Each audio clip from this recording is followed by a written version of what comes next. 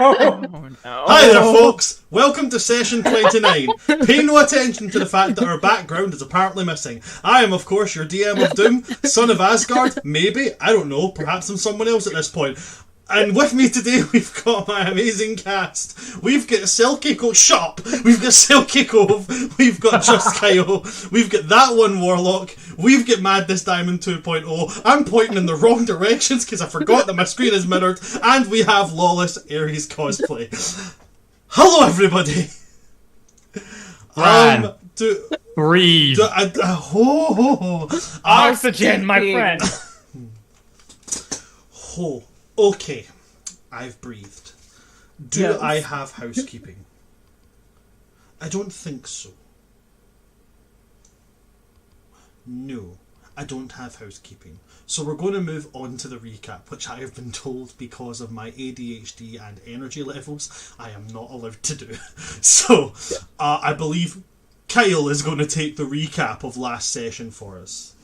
Yeah, the pre-game lobby went hard. Like, oh boy. It was fucking good. Bone! Bran, Sorry, breathe. I'm going to mute myself. So, last session we had a myriad, I think is the best way to put it, of conversations, dynamics, and perspective changes. Maleth and Ariel began the bestie buddy conversation of, hey, you know that new acquaintance? Yeah, they're a killing machine.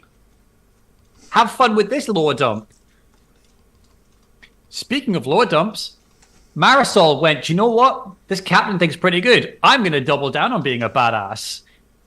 And went and got not only a bitching ass title, but some new powers. If you want to know exactly what those are, go watch last episode, because I am not going to spoil that moment. Reaver did what Reaver did and just screamed internally for 8 hours. And that's going to come to a head in a moment. And Luce, Luce just went for a little nap after asking some questions with Reaver and having an existential crisis. Conversations. Yep. Conversations were had between Echo and the group as well. Echo attempted to keep a lid on it. Ariel then asked the wrong questions. By that being, too many questions. And just like Bran's, I'm going to call it diabolically delightful chaos energy, Echo got a little bit overstimulated and decided instead of eating people, they were going to dip, because the only people they could eat were party members. So Echo currently is not here. Because, you always have that awkward moment at a party when the music gets too loud and you've got to choose between leaving and eating someone. Yeah. It's the cuteness aggression minus the cuteness. Yeah. Yeah. There was a lot last session. Did our lovely Kyle miss anything out, folks? Luce has not been asleep at all this entire time. No. So I don't know where you got the sleep part. You've had the long rest part. The short rest part. I've had a short rest. That's been about it. I have not had a long rest yet. You did go to sleep on Feather. No, Lucy specifically said they are not sleeping. They have not slept. Well, that becomes my question. Are we doing 3 watches or 4? So I believe we were just at second watch, I believe, which was Ariel and Maleth. Ariel and Maleth were second watch.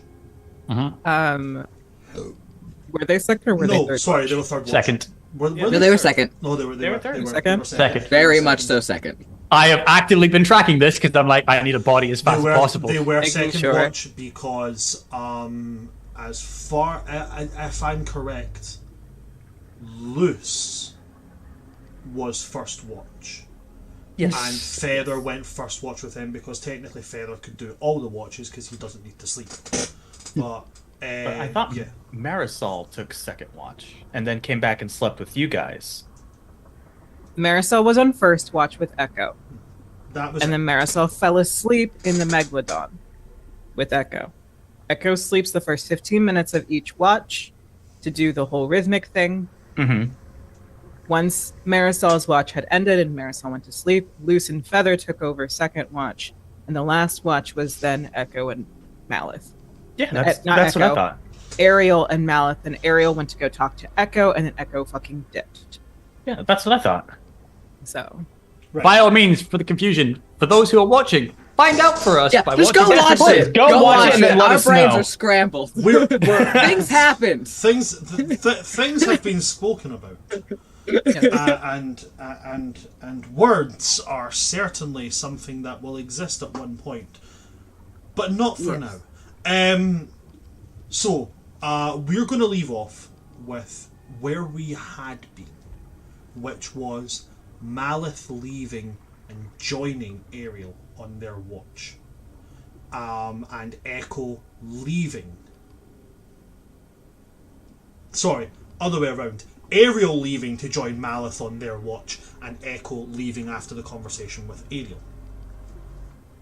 Now, Echo, you already rolled your stealth check on that. Mm-hmm. I believe you got a 22. Yes. Right, cool. Fantastic, thank you very much. Because I do need to make rolls on that. How am I going to work these rolls? Because they would technically be active perception checks, but I'll roll them at disadvantage. Righty dighty.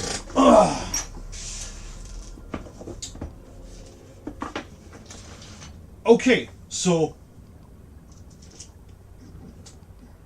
while we're on Ariel and Malith's watch, we had briefly went over kind of all of the things that we kind of wanted to round up towards that long rest. Is there anything that people are wanting to do during the active rest? Bear in mind, anything strenuous will disrupt your rest and will not count as a long rest. So, is there anything about anything that is needed to be done before we move on to the next day? No? Oh, A little bit. Ariel. It's less of a during the long rest thing. It was, it's more of a after the whole conversation with Echo. Ariel doesn't join Malith. Oh, okay. Sweet. Are you wanting to tell us what he does, or is this a... Yeah. Right, okay. Ariel's just gonna swim straight up, just to see if possible. It's a shot in hell, but if just to keep an eye on which direction Echo goes. Okay. Echo's got a bit of a head start on you. Mm-hmm.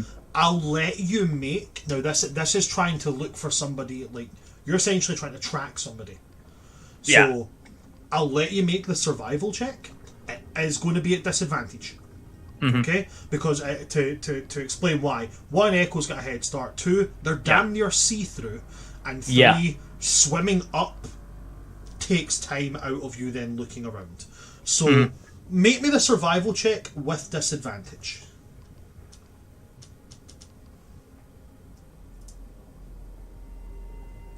How? Okay.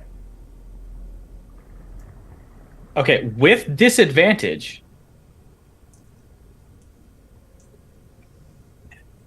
I rolled a 17 and an 18.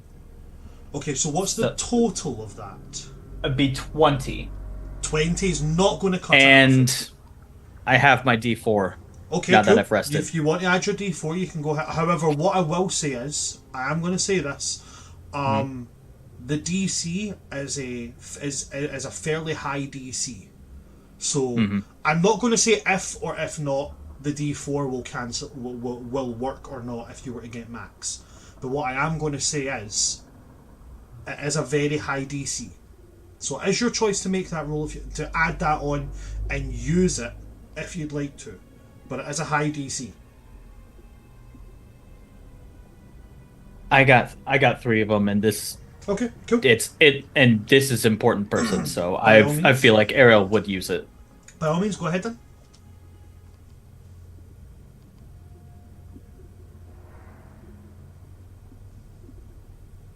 Oh God, my brain.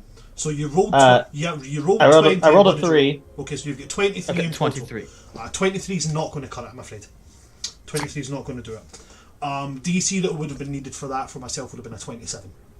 I would have needed a 27 on that one. Again, simply because this is in water and Echo is damn near transparent. Yeah. No, it makes sense. I wanted to try anyway. Not quite like, you know, almost impossible, but certainly like expert tracker would be needed for that kind of tracking. Unfortunately, there's too much hustle and bustle, too many merfolk moving around, too much silt being disturbed by their swimming patterns. You can't really get a clear track of who's went where, which direction anybody's moving. Gotcha. All that you can tell for a certain is that Echo has certainly left. Anything else for you? That's it. No? Loose. Just to answer my question, we're doing 3 watches, not 4, correct? Yeah, so I believe what we're going to do is we're going to leave the Ariel and Malith's watch as the final watch. Cool. For the last hour of this watch, Luce is going to fall asleep on Feather's shoulder and count that as her short rest. Okay. That's absolutely fine. Wow, So- Marisol is sleeping in her lap. Okay.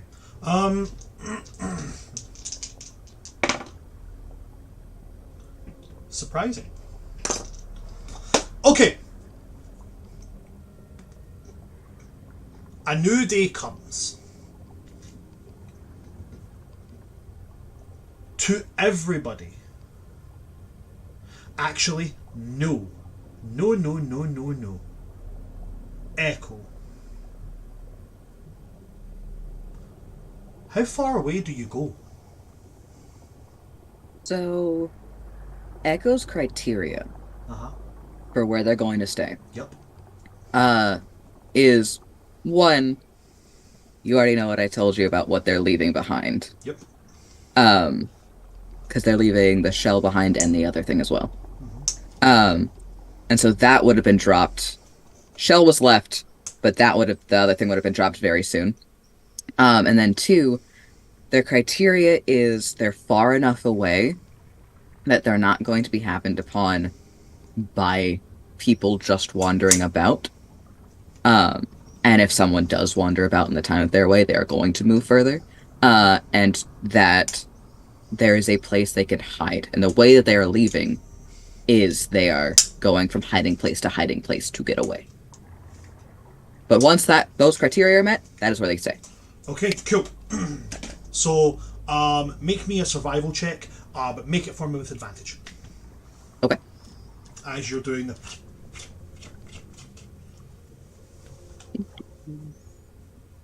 20. Dirty 20. Dirty 20. Okay, cool.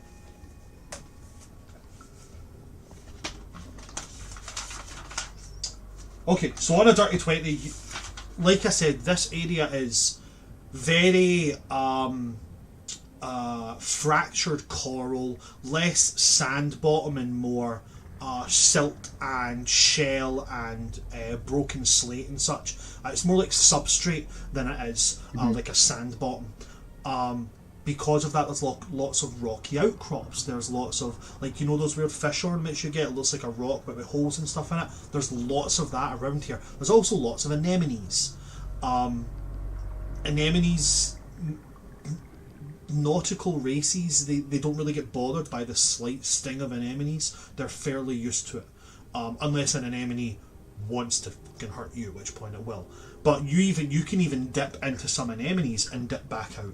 Like, this is your expertise, is dipping into a place quickly, remaining still, and then dipping back out. It's almost like taking the step back from predator into prey complex.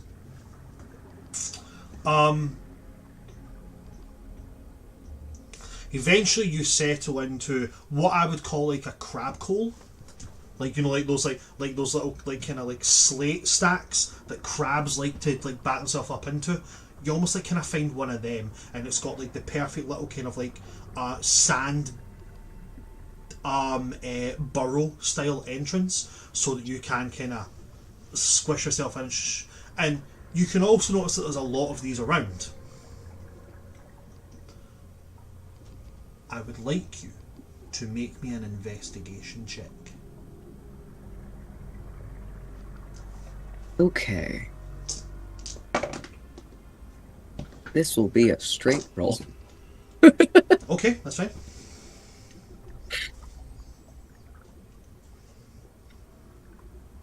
That will be a 3. Okay, a 3. Now that you're in this little thing, you feel completely safe. Like there's nothing at all anywhere nearby that could hurt you. Yay. And as you kind of settle, and you start to get to that point of like, maybe I could take like an extra like 15, half an hour, you know? Right where you're kind of like the little kind of bit of vision you've got here, right where that is like a foot goes in front of it, and it's webbed, right? So it's a webbed foot, but it's almost reptilian before being webbed. And you hear these voices converse in a tongue that you don't quite understand. You see more turn up. And they're dressed in not really like a uniform, but in the same kind of get-up. Like, you know, very, very strange. Definitely not what you would call undersea attire. Thick. What we would call leather. Like, definitely not like anything you would see under the sea. Like, the thickest type of, like, the undersea equivalent to, like, studded leather armour is, like, riveted whale hide. Like, but this is not anything that came from the oceans. This is like pure studded leather. And then this other thing joins them, and it moves fairly similar to yourself, but instead of moving like swimming in this manner, and like how we said, like when you are like frantically trying to get away, it's almost like you're swimming just above the seabed, but you're almost like scrabbling with your arms as well as if to get out. They move like that, but theirs is almost like a, rather than like a scurrying, it's like a Komodo dragon. It's like that's how they standardly move. And while you may not recognise from the limited view you've got these other people, you can recognise this thing by the translucency of its skin. As you see the thing that shared its mind with you. And you see that eel-like tail, where yours is very kind of like tapered and comes off into like a fairly short point. Its one is long. And this isn't like electric eel, this is like moray eel. And you see it's very similar to yourself as it moves. You see the glimmer and the glow of those same bracelets that you have, but theirs is less like gauntlets or as you would call them manacles. Theirs is like a harness. Like the lines of it go from their arms up, covers their shoulders, down the chest, up to, and even like in like up the neck, and not just on the neck but up into like the jaw, as if like were it to be activated it would snap their head up and back, as it has like its large head down to the ground, and those conifer shapes pulse out, and it's almost like they're like it's almost like they're bellow flaps in the head, so it looks round, and then they exhale out and create like that crescent shape that I showed you on the model. And you can feel that what they're doing is they're sending out like a sonar wave. Make me you can make me an insight check on this thing. I will give you advantage on this because it is similar enough to you. I already had advantage on it. Oh, fantastic. 23. 23. As it does it, it doesn't move, but its tail flickers.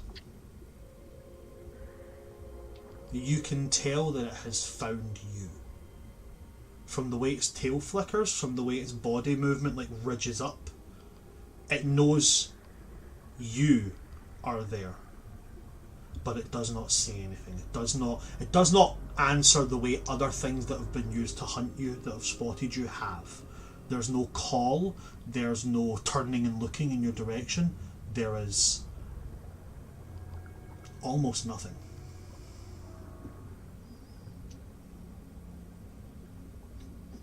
And they sit in that tense 2, 3, 4, 5 minute scouring around here before one of them says another thing in this language you don't understand, and then pulls out a rod, the kind that you'd be fairly familiar with, the same thing that's attached to your manacles, but this one is like bigger, beefier, and you see the arcane glyphs on it surge, and this creature's harness and manacles, very much like yourselves do, manifest as physical things and kind of root it into place before they drop it and then give an order and they start to move away. Is there anything you would like to do here, Echo? Check something. While you do that, excuse me a moment, I've just realised how warm it is. I'm going to take this hoodie off.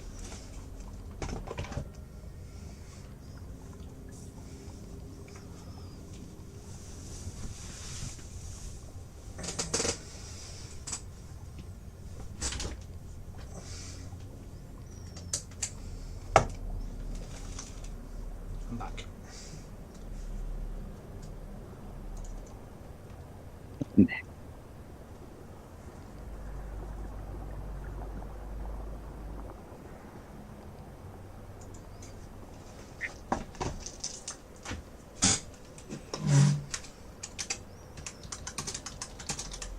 So, with that insight, I can't get anything outside of the fact that it has noticed that Echo is there. No, there's almost no body movement to it.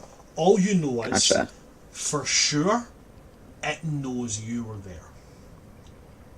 But it did not say anything.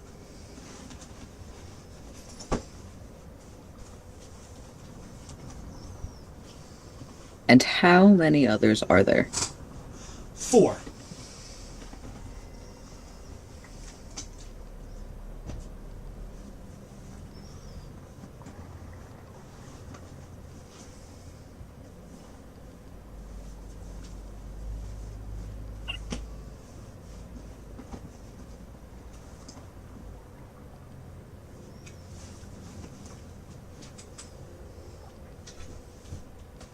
Oh god, okay. How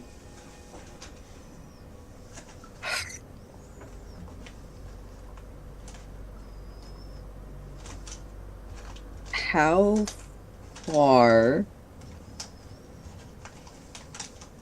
is the one that had the rod? From you right now, Mm-hmm. I'd say about 50 feet at this point. What direction are they headed? They're moving to your left, which would be moving south. Which direction is the party? They are east. Okay. East by northeast. Then Echo will do nothing. For now.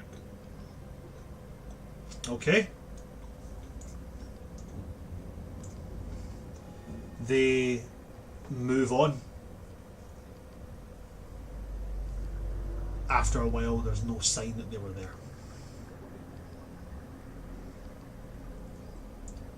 Anything else you would like to do, Echo, or is that you? All that I'm gonna say is Echo is a brilliant fucking shade of carmine at the moment, and is not moving and is not going to be taking any more of their 15-minute segments. They will be doing that potentially later. Also, you were correct earlier last session, and they would take it during a long rest at the top of every hour rather than at the top of every watch, and then they would still do it during the day. But yeah. And then... Fantastic. So now what we do is we jump back to the party. Loose. Which way is, so the handlers are going in which direction? The But we're handlers in the the east. handlers are travelling south. You guys from Echo's location are east by northeast. Okay. Continue. When we go to the party, you're all awakened by the same soft but heavy crash and boom. Less of like a big loud, like, you know, wood onto stone or metal thing, and just more of like the soft shifting of weight collapsing inward.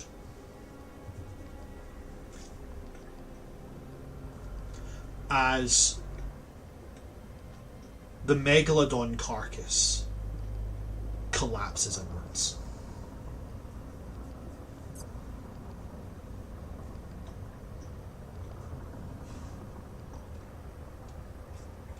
As you all bring yourself up to awakened state, and you can see this mound of bone and flesh and rotted sinew lying there, it starts to stir, starts to move,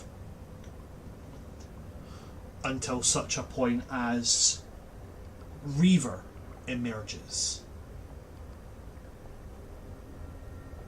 Reaver, after utilising Never Beyond Repair, could you please describe to us what your new physical form looks like?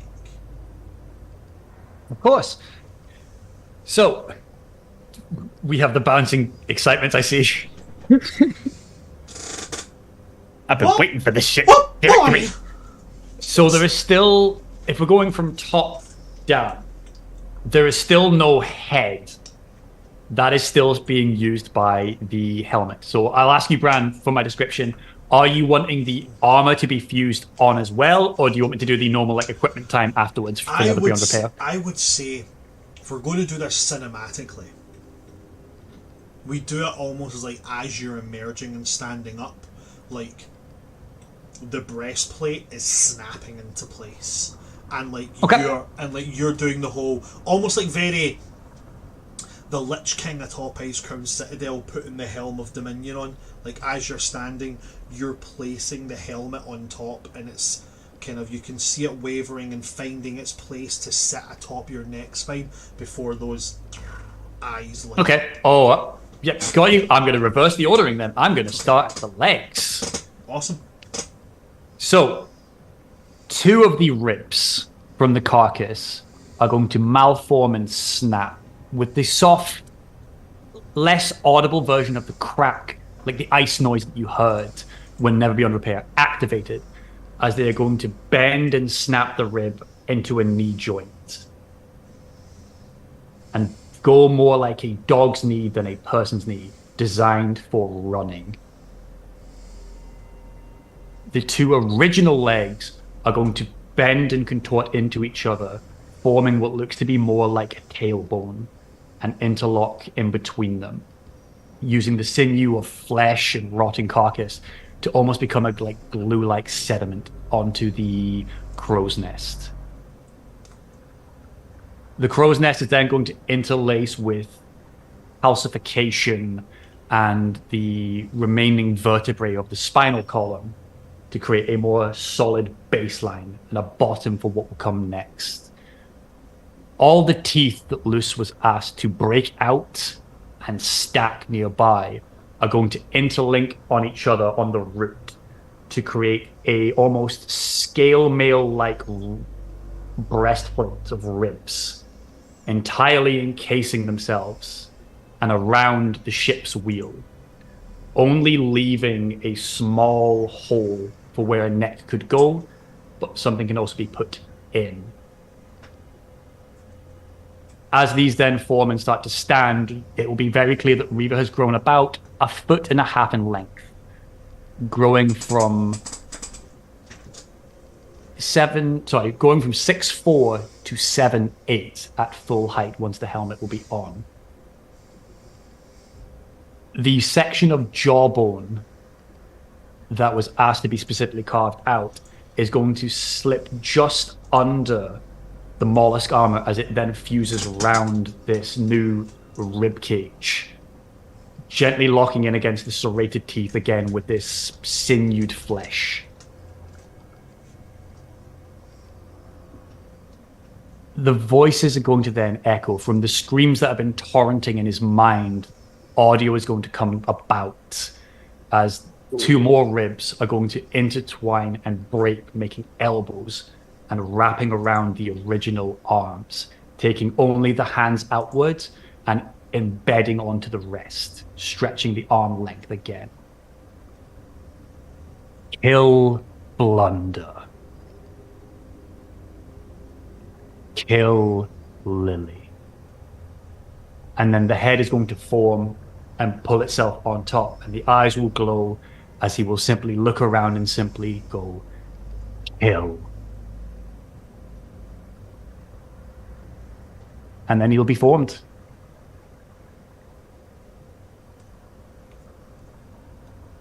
We fucking love to see it. That shit's metal. Fantastic. So you all see this new version of Reaver, with this new bloodthirsty soliloquy to announce his arrival. How does the party react to this?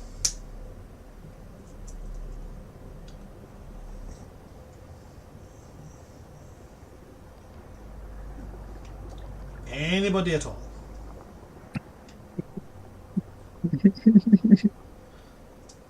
I'm forming words. I think Marisol would just sort of look up, look down, look up.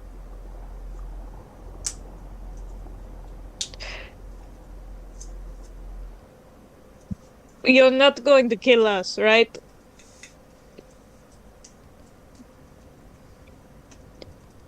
The eyes will stare at you with a feral glow. I'm going to roll an intelligence check. Do it! And I roll a flat 10. So it will take a moment, and then it's simply going to say, Marisol. No. And then the feralness is going to slightly abate. And then look around at everyone else. Do you want your sword back?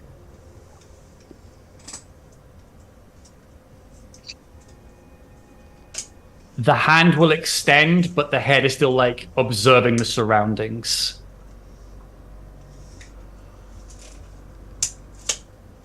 Feather.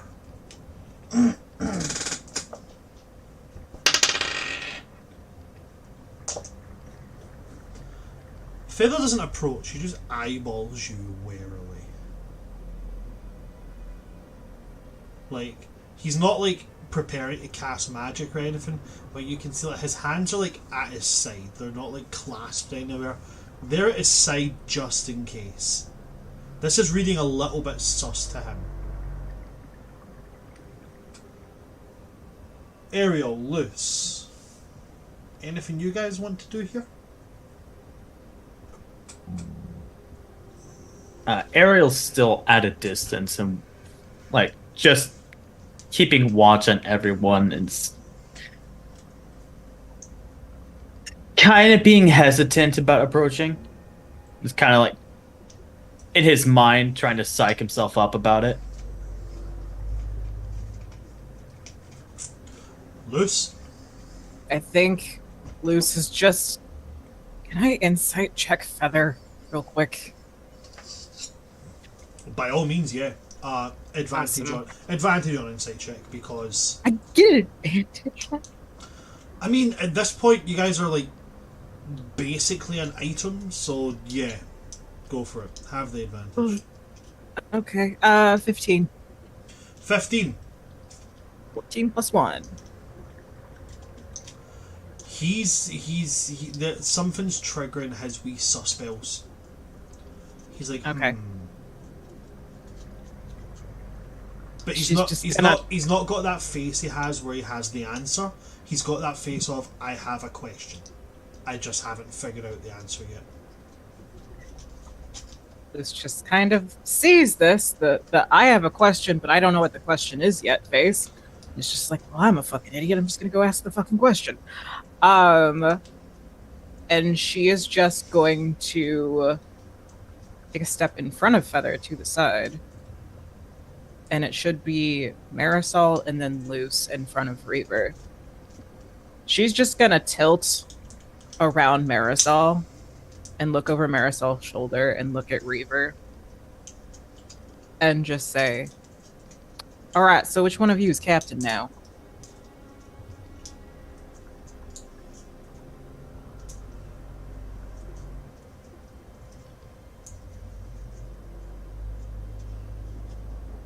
Have you handed over the blade, Marisol?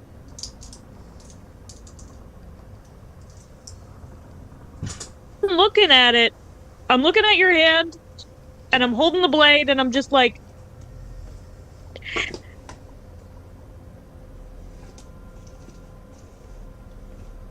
Oh, is Marisol going to get power hungry?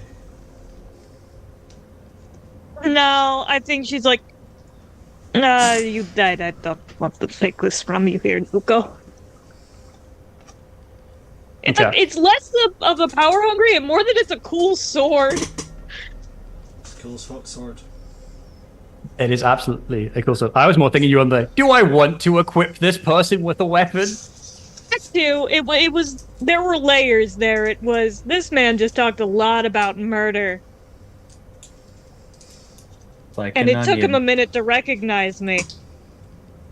As soon as that sword is looking like it's gonna be handed over, Luce is just gonna put a hand on Marisol's hip and get ready to do a bait and switch just in case Reaver decides to be hostile.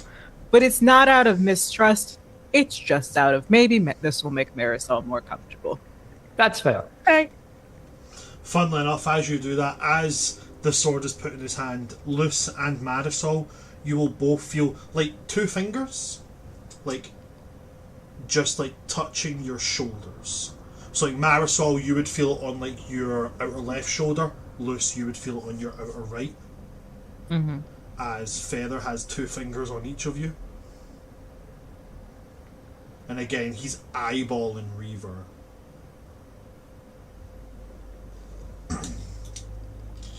Gonna just ask my question again. Between Marisol and you, which one of you is captain? I assume my position was only until Reaver reassembled, but I don't know. We didn't get a lot of time to talk about it. And Luce is just gonna place her head onto the other shoulder, like the shoulder that Feather is not touching, and just say while looking directly up at Reaver. But how do we know this is actually Reaver piloted the body?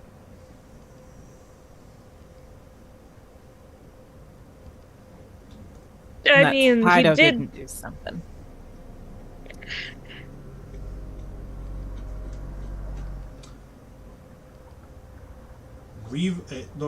Feather is going to kind of now step around, taking his finger off of you, Luce, and moving around Marisol to be in front of you guys. Look up at Reaver and... Well, the head stayed attached. That's lucky.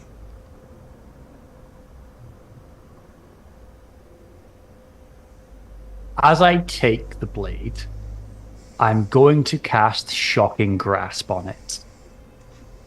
Okay. So you take the blade, you cast Shocking Grasp onto the blade. Yeah, and just like basically like let the lightning charge just to see like if there are charges now in the blade You again. watch it, and you watch those 3 runes in giant light up on the blade.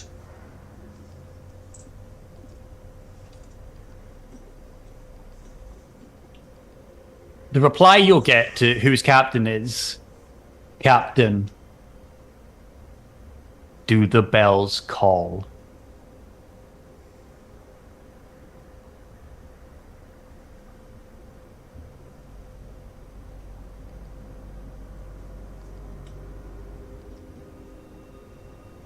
Feather will look to you, Marisol, and say, I think he's confirming that technically you're still captain.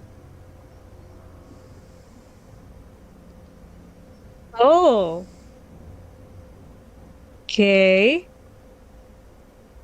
I can make that work.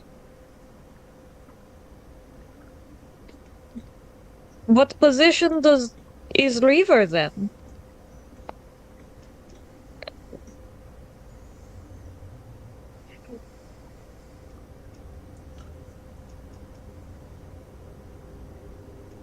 Reaver's going to look around and then going to give him an advantage on this one because someone already knows it before. I rolled the 10 on the first, that's fine. He'll look at Feather and say, Feather, when do the bells ring? And then you're just going to hear the grip harden on the blades.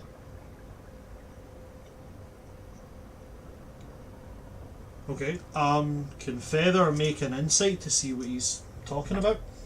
Yep.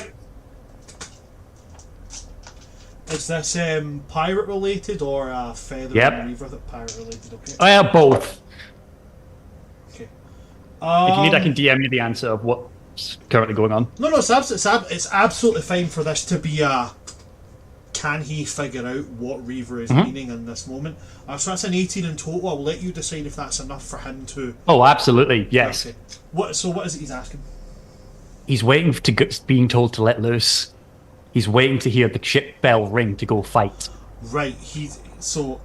Feather is then going to look to you, Marisol, and again, when he clocks on, the eyes go wide. He straightens up and he goes from being Feather, the laid-back lich, to being the first mate. And he turns to you, Marisol, and says, "Captain, permission to speak free." Permission granted. Although I've never known you to need it before. Given the circumstances right now, I think the safest. And he kind of look, you see him kind of think, then he goes, "Bosun, the bell isn't ringing." All right. Then can you make a bell ring? He's looking again, focusing in on Reaver, and it's like everything he's saying is a constructed sentence, like he's trying to elicit a reaction. Mm-hmm. So he then leans in and he goes, "Reaver, the bosun has said there is no bell." The feralness of the eyes are going to dissipate. The hand is going to almost invert itself and just take the blade and slide it into that new bit of jawbone, breaking the seal and using it now like a sheath.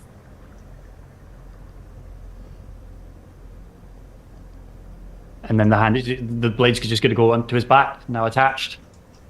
And the eyes are going to go calm and he's just going to simply look around. "You okay in there, buddy?" Why is everyone staring? Where's Ariel? Where's Echo? You owe me questions. Okay. Where's Ariel? Where's Echo?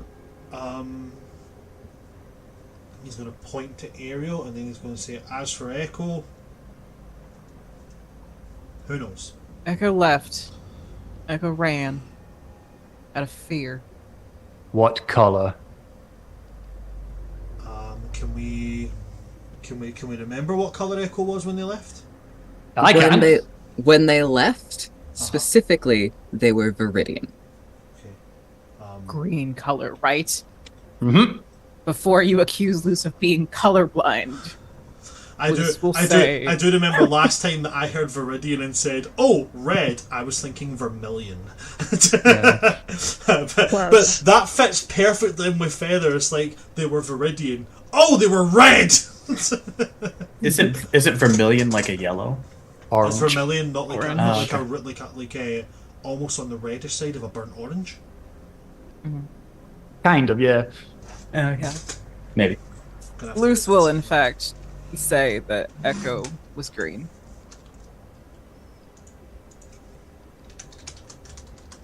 Find Echo. Find Echo.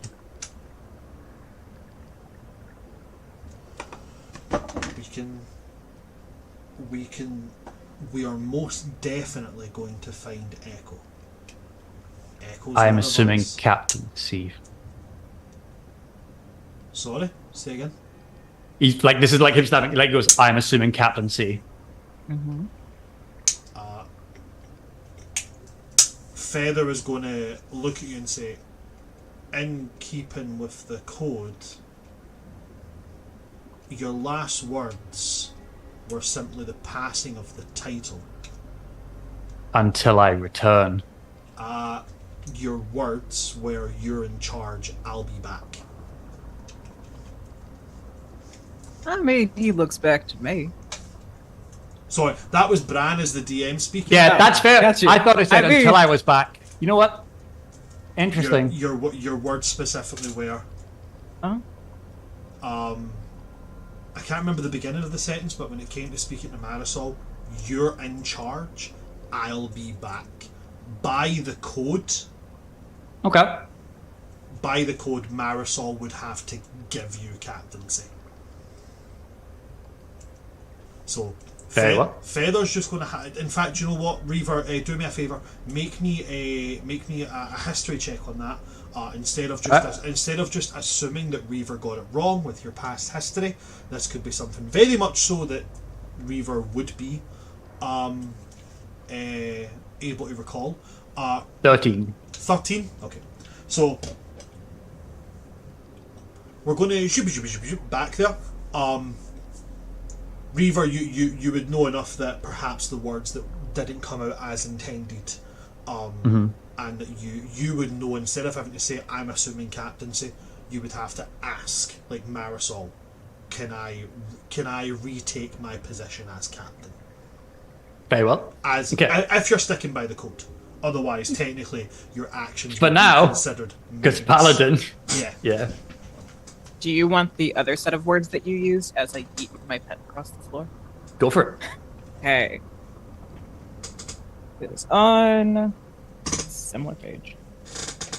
You told Marisol, take up my sword, Marisol. You're the only one with a heart enough to wield it. If you want that for your little tidbit. Okay.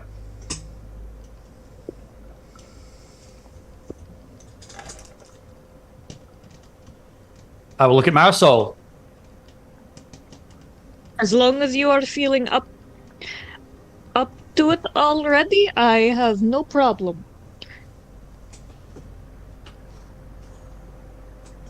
I am beyond grateful you shouldered the burden of rule. I am ready to take it back if you are willing to hand it over. It is yours to keep if you wish. Captain, are you willing to pass it? I will pass it until a time in which I may need to take it over again. I don't know. Is this something that you have to do often, is break apart and put yourself back together? I don't know. Okay. Does anybody here object to Reaver reclaiming their past title?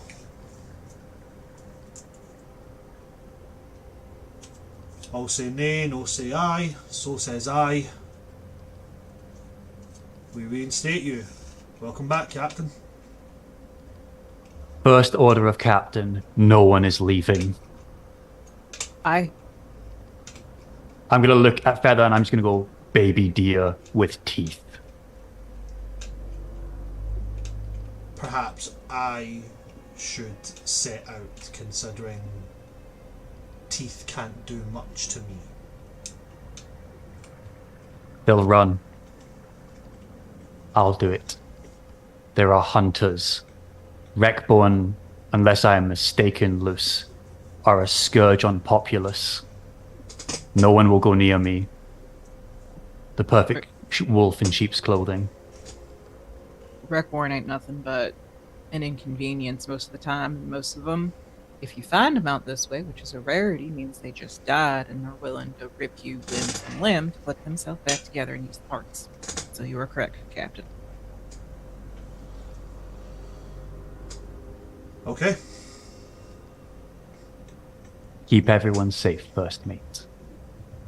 If I'm not back in 3 hours, message. If no reply, follow the code. And assume the previous transaction of captaincy is null and void. And I'm going to look at Marisol again.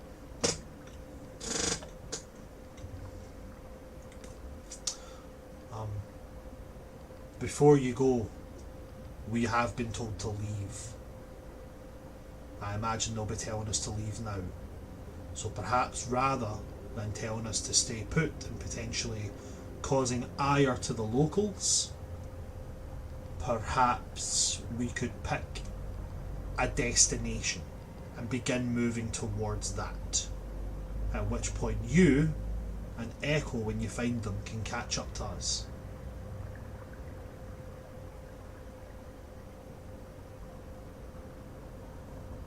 Permission to give a suggestion. The hand will wave openly. Remember where we camped outside of Whale Watch? Nice distance away, because we can't go back to Whale Watch. Yes, because we're now thieves, and I'm just going to give you a stare. All right, I was talking about the damn place being compromised, but yes, it was accidental. How about this? You set out first, trying to find Echo. We'll wait a little bit of time. I would say maybe about half an hour. Finish packing up. And then we will make our way back towards, I guess, what is that weird-ass place we stopped in between here and there? The Sunken Monk? That inn place? The Undersea Inn. The Sunken Monk. We'll head towards that direction, since it's partially civilized, and it's a stagnant location. So, we'll head that way. We end up crossing paths, or we'll leave you be, so you can try to find Echo. Echo really only seems to like you. And Marisol. Who doesn't like Marisol?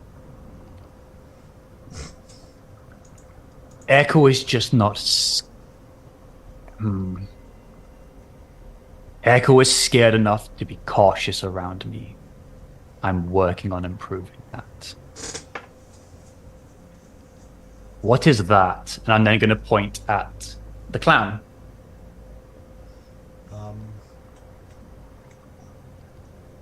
Echo left it behind. Mm-hmm. Echo wanted to give it to you so you would value your life more. It's one of Echo's hearts. You might want to take it with you. I don't know if it can be used for any sort of tracking thing. I'm going to very gently pick it up. Very gently open it. I believe inside that clamshell there is just the heart. There is a beating heart. What color is it? It is probably the brightest shade of carmine you've ever seen. Gently close it as softly as I can. Take off my head and put the clown inside my chest. You may add to your inventory 1 Echo mood ring. Yep.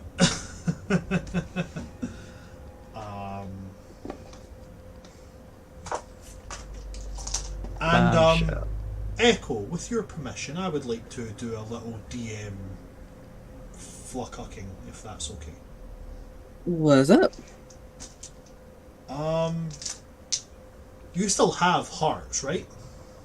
Yes. This heart is still connected to you because it's doo-dum, doo-dum, and glowing colours, right? Yes. Okay. You're a druid, right? Yes. I have 2 hearts that are still doing the regular thing, and I have 1 growing back. I'm gonna send you a wee something, and you tell me if it's something that you'd be okay with. Alright? Okay. Reaver, please continue. Okay.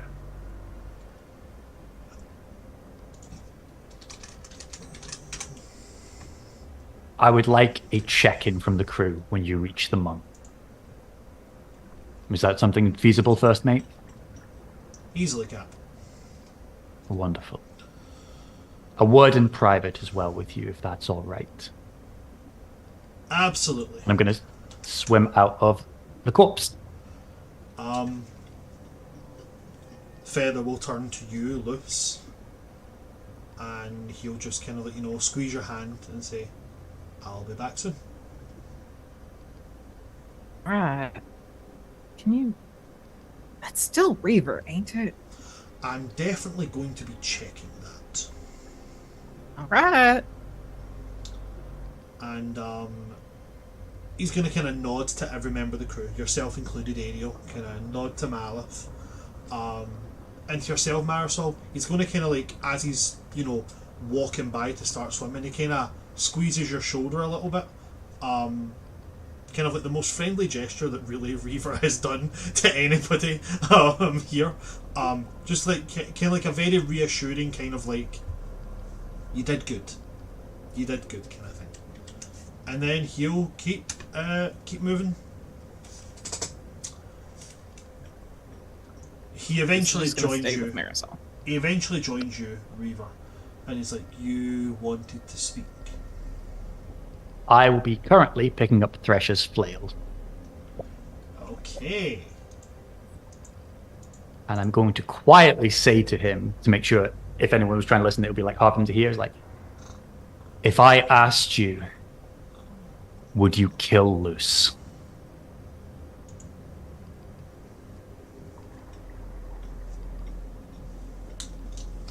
He kind of stops, tilts his head at you, and the whites of his eyes start to darken. And he's like, and he's then gonna do a very, very familiar head tilt, which was like his, you know, like when he liched out and somebody would, like, you know, brandish a weapon and he would do an almost, oh, that's cute. Yep. He does that head tilt and then he's like, why would you ask me to do an asinine thing like that? Oh, good. My suspicions were correct. You are far beyond sweet on them. You can calm. I'm not going to ask that of you. I needed to check. Turns out I'm a really good teacher, Celia. I noticed. Luce almost killed Malith in that fight. I saw. Oh, thanks for telling me. I didn't know. Malith told me. I'm sorry, I had an issue. I was impaled. That makes sense. Fair enough. I might get a bollocking for this, but screw it. To avoid me smiling, trying to rip out your heart situation again with someone that you, let's be honest, you're sweeter than rock candy for, I'm going to tell you a secret. Luce's greatest fear is being truly alone. Doesn't matter where they are. They could be in a city, but if they feel alone, they're terrified. Well, then it's a good thing that I don't intend on that happening again. The hand's going to be held. This is the context. Now the delivery. Drift also had a deep fear. Drift's fear was the dark, and Luce would constantly use lights to try and calm them. You have magic.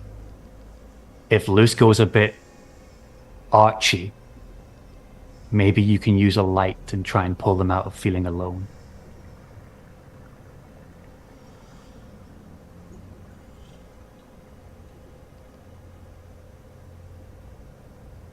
I have something that I believe could work.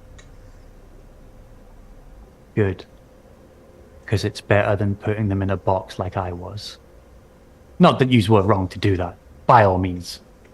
But you clearly care for her. That's why she wouldn't be in that box alone. That was my other worry. And that's why I was like, would you kill them? And as soon as you went, I'm going to kill you, I was like, yeah, okay, no, I've seen that. Use the light, buddy. If not, I'll try the old Grumble tactic. And I'm just going to hold up Grumble's fist. That worked on me.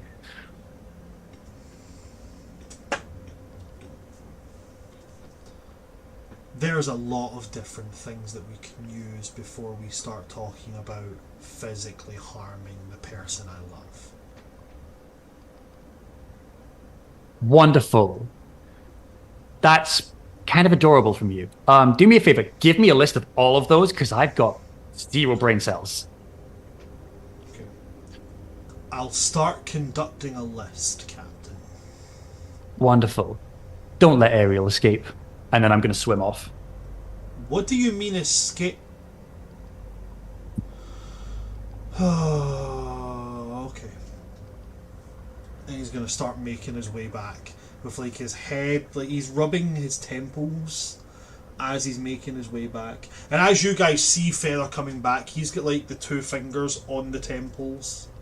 Like, you know, like the applying pressure so you don't get the ocular headache as he does that. What I'm going to do, guys, is I'm going to go to Reaver and Echo first. Then I'll come back to to Feather joining you guys, okay? Reaver, Echo. Immediately, I'm casting Locate Object as my Paladin level up. And I'm going to locate the knife I gave Echo.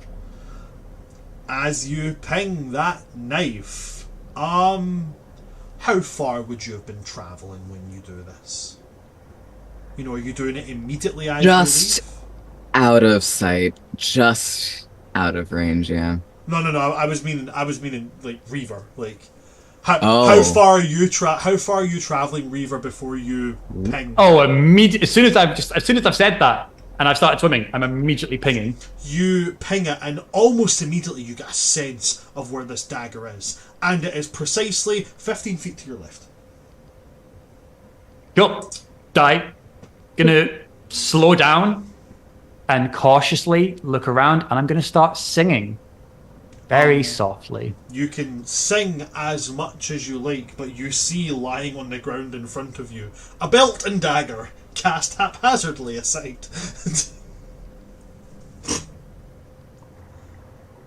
Going to softly pick it up. I thought that was going to be I'm going to softly snap their face. Nope. I'm not going to say how else it reacts because there's no one else here to see it. But it's not good. It's going to go down the neck hole. And then I'm going to cast the second Locate Object on the manacles.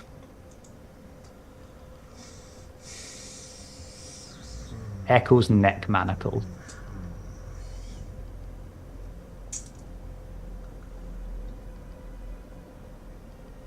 So I'm going to jump over to discuss quickly with Echo right now. We had a brief discussion about these existing almost in like a metaphysical state. I leave this to you. Would Locate Object work on those? And this is completely in your field.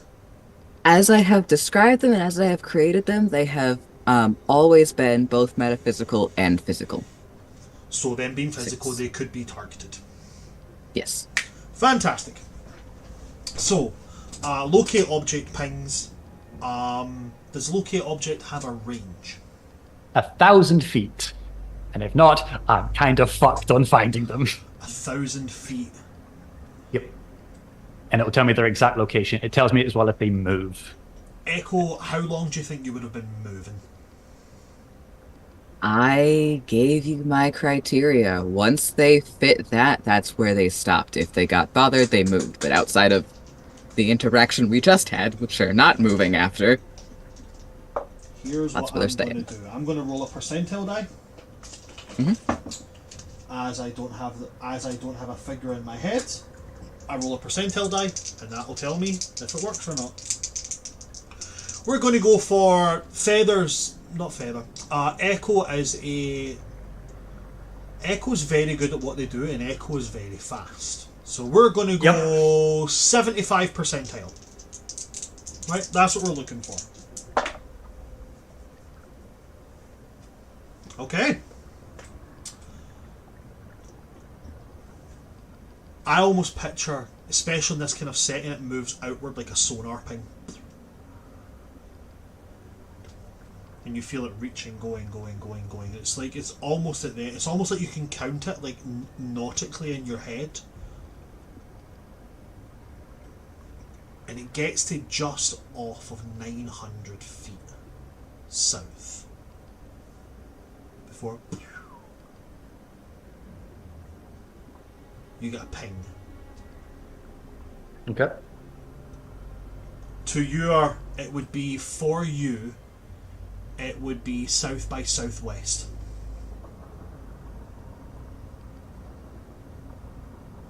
I am not going to dash, no matter how desperately I want to. I am going to slowly but methodically walk, pretending to be just a feral a feral wreckborn, until I get within 100 feet of that. Okay.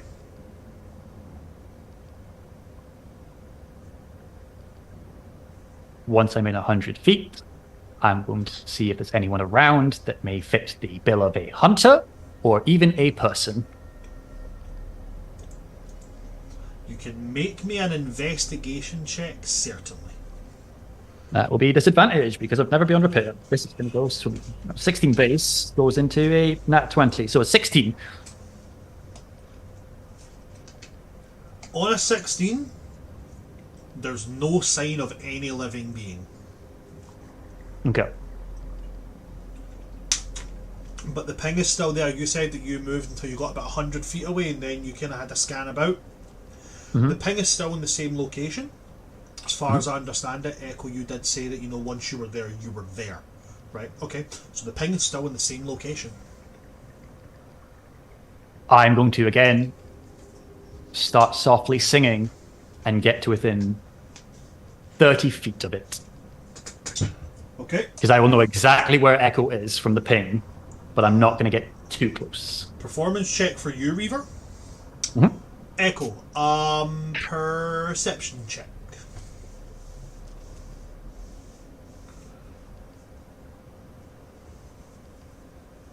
Dirty 20 on a 14 and an 18 plus 6. Cool. 22. Okay. Reaver, you start singing. Do you have an idea, along the lines of, what type of thing you're singing? Is it slow? Is it an upbeat? Is it major? It is minor? going to be a slow shanty, and the focus of the tone of the song will be of home. Because I did hear the argument. And Okay. I'm trying to comfort them.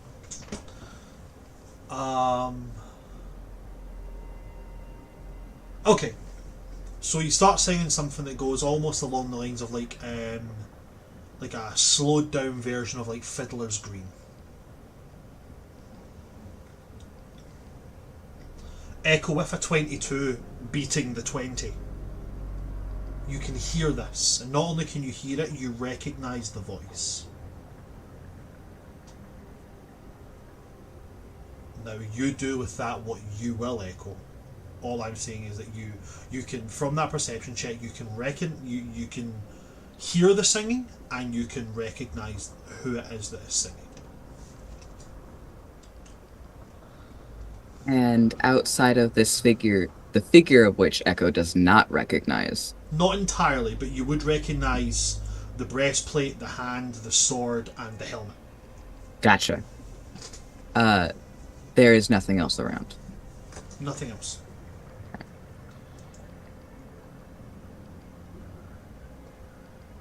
What's going to start up first is the giggling. That will be lovely surround sound echoing around.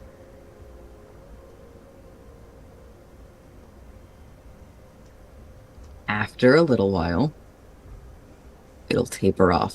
It'll go quiet.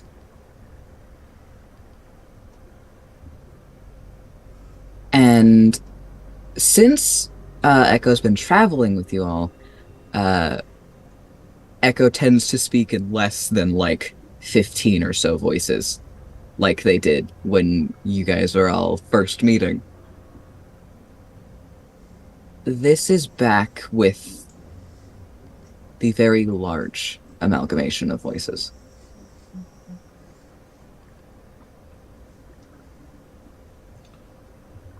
And once the giggling stops and goes down, there's a brief pause before, in these voices surrounding Reaver, he hears... Who?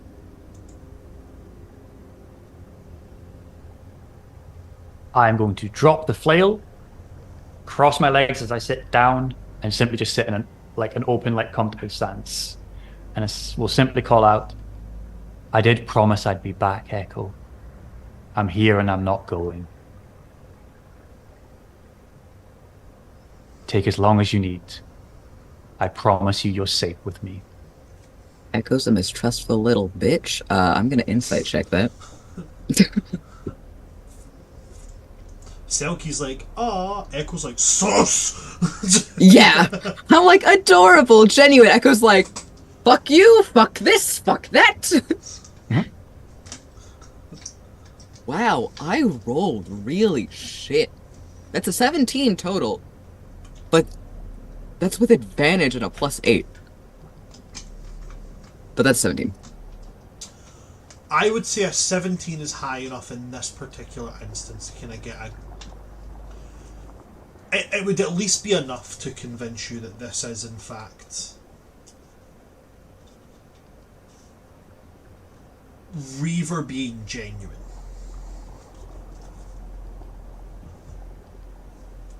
Don't know why it took me so long to get those words out of my mouth there.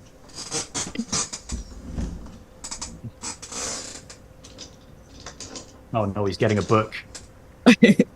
No, I was getting nail polish. Oh, okay. I can get a book if you let roll initiative. Yeah. Let's see. Somebody pick a page number. No. No! Oh my I god. like to touch the Grim Hollow ones. I'll do it. I won't touch the Grim Hollow ones. I've got a Vecna book there that's quite spicy. Please, no. Please. Echo, instead of speaking, is actually going to slowly but surely move a hand out and then just hold it out of their hiding space.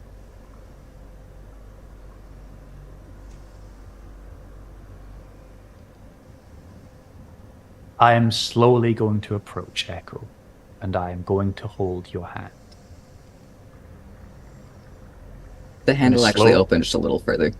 Okay, I'm going to slowly stand up, move forward, slowly sink back down into that seating position. One hand still pressed on things. Like, it's a very defenseless situation. Like, if Echo wants to, it's very clear, like, you could get an easy attack before I can do anything. And then with the non-grumble hand, reach out for it. And then gently take the hand. Echo's gonna pull the hand into the hiding space rather than keeping their hand out. Sentence I never thought I'd have to say is Reaver. I'm going to butt scooch forward, so this is possible. I don't even Today need is the a context. I'm just really happy that I have to imagine Reaver butt scooching forward. Yeah. With a tail. With a Yep. tail. With the tail and the crow's nest, yeah. Yeah. It's gonna be awkward and yeah. Once the hand is in the hiding space, and it's when I say Echo is pulling this hand into the hiding space, I mean you're getting a good up to the elbow. Echo has stolen your arm. Yep. Reaver, will you get over here and give me a hand?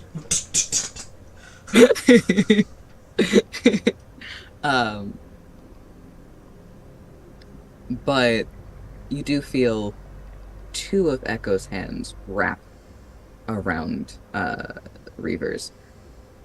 And they hold it there, and they hold it to their chest. And between one, just being able to feel what they're feeling, and two, the rapid beating of their heart, they are terrified. And this is not even the same fear that you felt when they were facing the hunters at the beginning when they evaded. This is not the same fear dealing with people. This is a fear that's visceral. Underneath it is a little blanket of relief, even if it is being overpowered.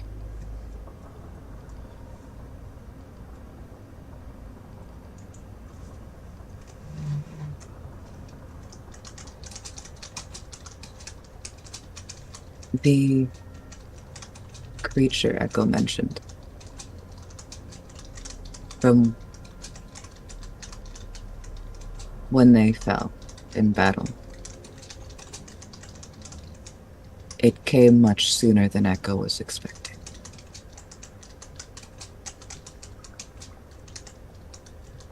Echo was found.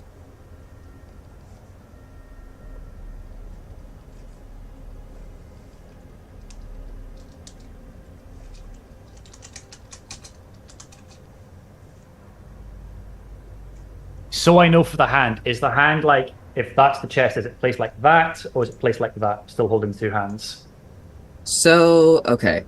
Best way to describe, if hand is placed this way, Yep. and this is chest, the two hands are on like this, and it's pressed like that against the chest. Okay, then I'm going to curl my fingers against your two hands to like try and comfort them.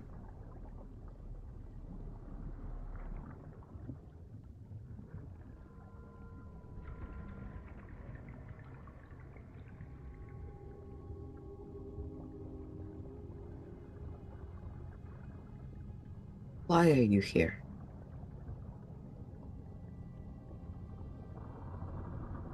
Because you're here.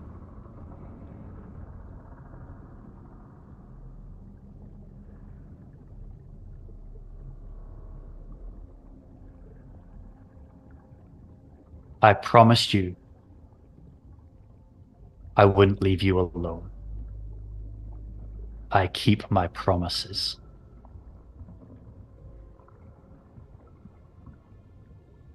There's almost a snort from inside of the hidey hole.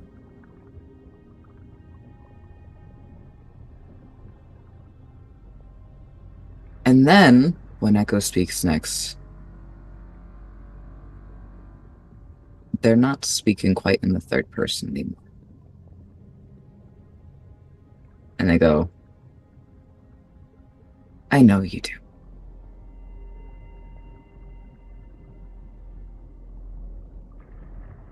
You've never let me down. Which is a very new sensation. I promised you I'd make you feel all sorts of new things. There's been a new emotion added to what Reaver can feel. And for a moment, it's the fluster. There is some fluster, there is confusion, there is a nervousness that sets in, and Echo just goes, rising up the neck. Echo almost pushes Reaver's hand fully out of the hidey hole. before it almost gets like fully out, and then Echo just pulls it back in.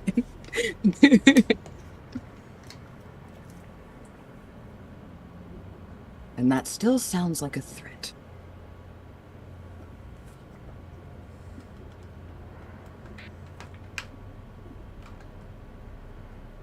It is Keo. And if you want it to be ironclad that it's not a threat, I can give you back the knife I gave you.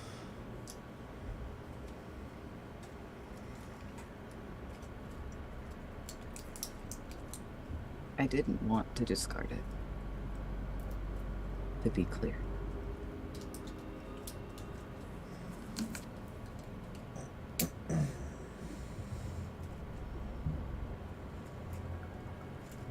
I couldn't, at the time, take the risk of being found.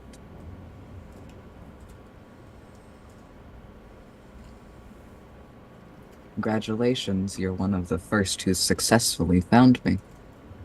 It's not an easy task.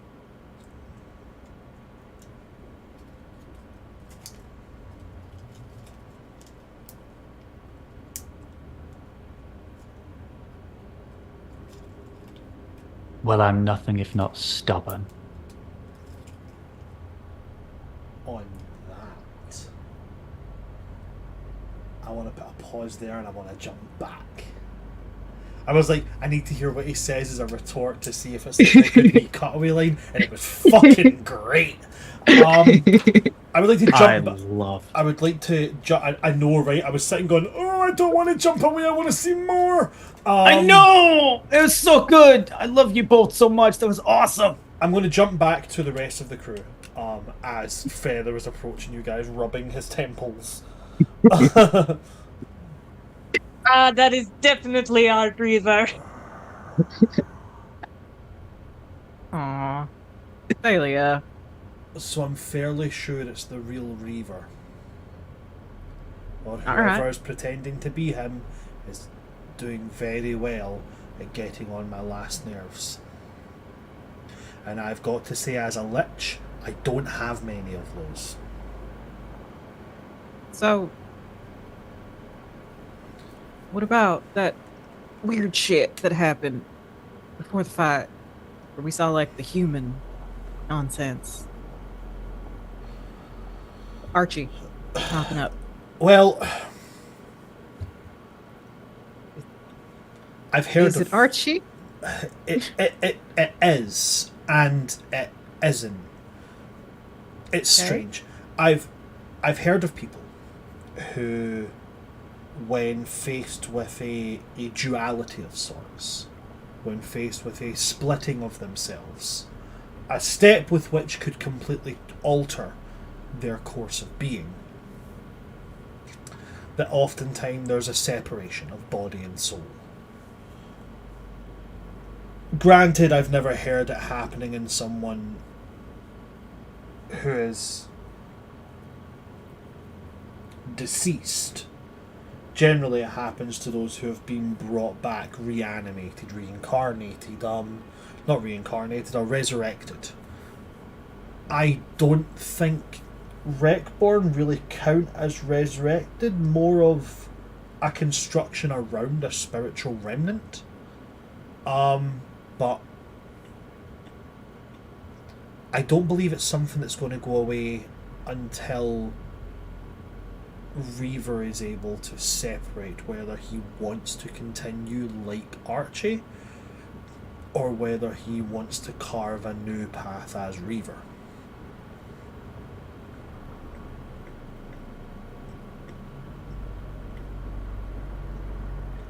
Used a lot of magic-y talk, and I'm just gonna trust what you say at this point. If you think whatever is piloting that body is Reaver, then alright. That's all I need to hear. It's definitely Reaver. He knew exactly Alright. how to press my buttons. Oh, poor thing. Do you know, I think the worst thing about being a lich is that I don't have many of the positive feelings, but migraines I can still get.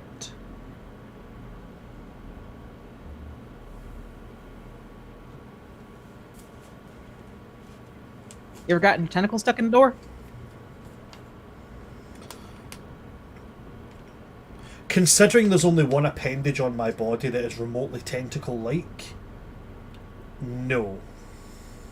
Listen, you said you could change your form. I don't know your fucking life. Yeah, Right. when I mean change my form, I mean become like, a giant or an elemental embodiment or a dragon. I wasn't really, thinking, oh, look, here comes a group of heroes to kill me. I guess an octopus would be a good form. I Marisol? mean, it might be. They blend in very well. Not on Yeah. the surface. Oh. In fact, on the surface, they look like blobs of jelly. Well, then maybe they would think you were a blob of jelly and leave you alone. See? Marisol knows what I'm talking about. We really desperately need to get you guys onto the surface so you can see that it is not what you think it is. I think Ariel's already been.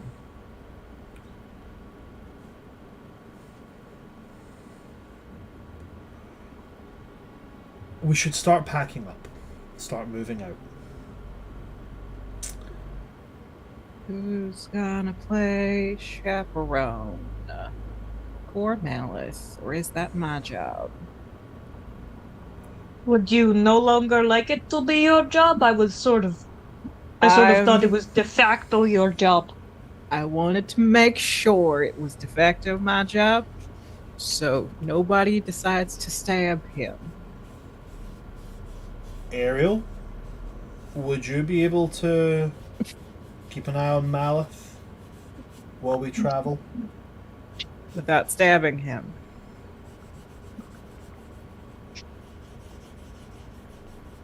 You want me to? Not stab him.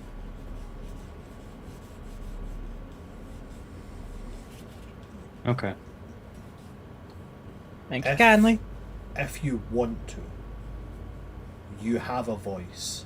You have a say.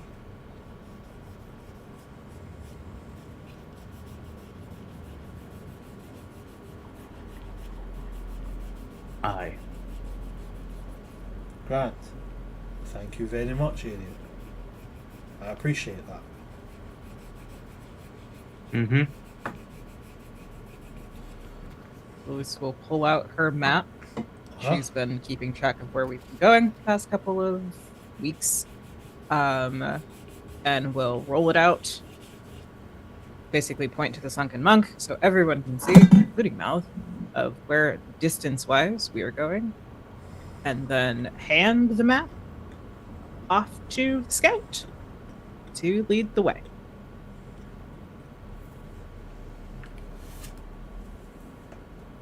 And then we start moving. Am I? Yep, you're the Which one am I doing? both. Am I keeping an eye or am I do? Both. I can't do both. All right, then I'll take Malin. Great. Feather's No. gonna look at you, The map. Ariel, and just be like, Wait, what? he looks at you and he mouths the word thanks. Like as if like, I know we've just said this and now suddenly we're doing something different, but thanks anyway. Aye. Now, well, look at the map. Okay. It's the exact direction you came from. You're travelling back north to get to the Sunken Monk. The only new additions to it are we now know where the Salted Cove is in relation to this, and the Dead Stretch is also marked. That little area that we met Shira and the guards. is The also entrance, like, the entrance into the Dead Stretch is marked. Yeah. Mhm. Okay. And it's basically marked that way. Gotcha.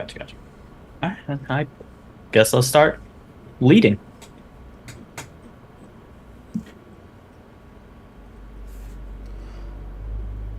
Is everything okay, Echo? You all good? You just see you cheering.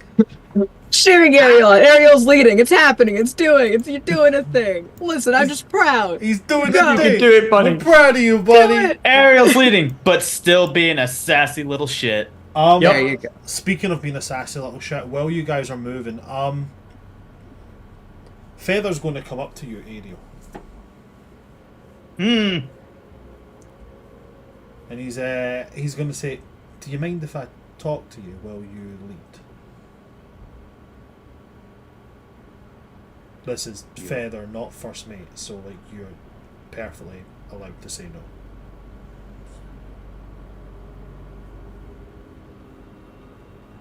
And for now, I'm gonna say no. Okay. Then Feather will leave. Just go right back to where he was. With absolutely no venom, no malice, nothing. He just kind of like, "Hey, yo, do you mind if we chat?" You can say no, and you go, well then, no, and he goes, "Cool," and just like dips back. He said not his first mate. I was like, all right, cool. No. Okay. And he dips back. Anything that you guys want to do while you're traveling that needs to be done here? Loose. Talked so much this session and I hate it. I gotta. Marisol. Benny, can I borrow Marisol? Yes, of course. Okay, cool. While also keeping an eye on Malith, basically letting Malith do whatever the fuck he wants to do. It's just Luce is making sure that he's at least within eye shot of her. He's a grown-ass man. He doesn't need a babysitter. It's just to make sure nobody stabs him.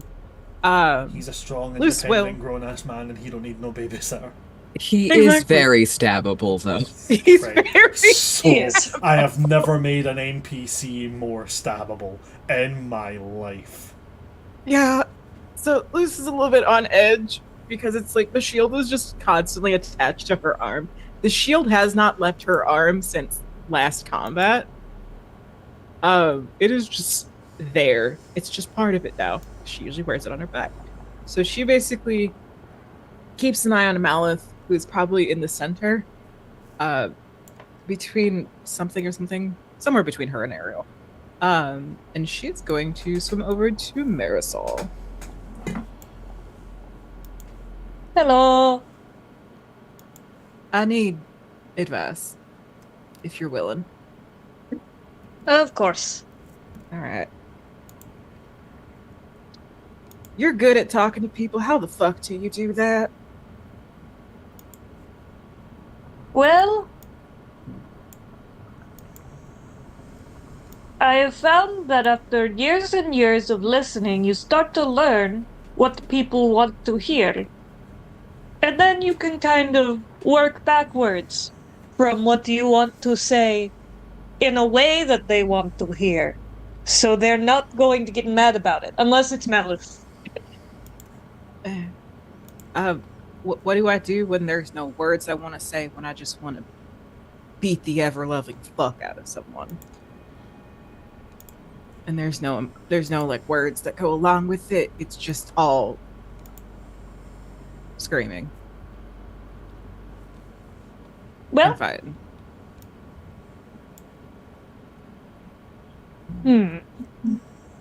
The way I see it, I think there are sort of two options you can take from this. With this, rather. You can scream, and you can fight, and you can get it all out, and all out in the open. Just, and live with whatever the repercussions of that are, which probably aren't going to be great. Or perhaps you take some time and get those feelings out in another way, perhaps with a third party, perhaps you write them down, and you can find the healthy way to communicate how you're feeling without screaming. Did you have a suggestion on the second one? Because I'm at the point where I'm just like, something Reaver said in that Pirates Code nonsense that apparently is now law to us is kind of just ringing true, and I just have to stop myself from just screaming it constantly in Ariel's face. I And it's not- understand. I don't like being this way, Marisol. I'm not usually so angry. I don't like being angry all the time. It's easier not Yeah. being so angry.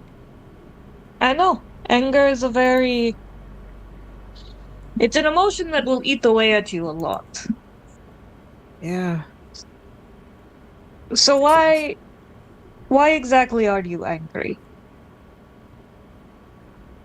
Remember what I said about there's really no words, there's just screaming? I can't Okay. hear the words over the screaming.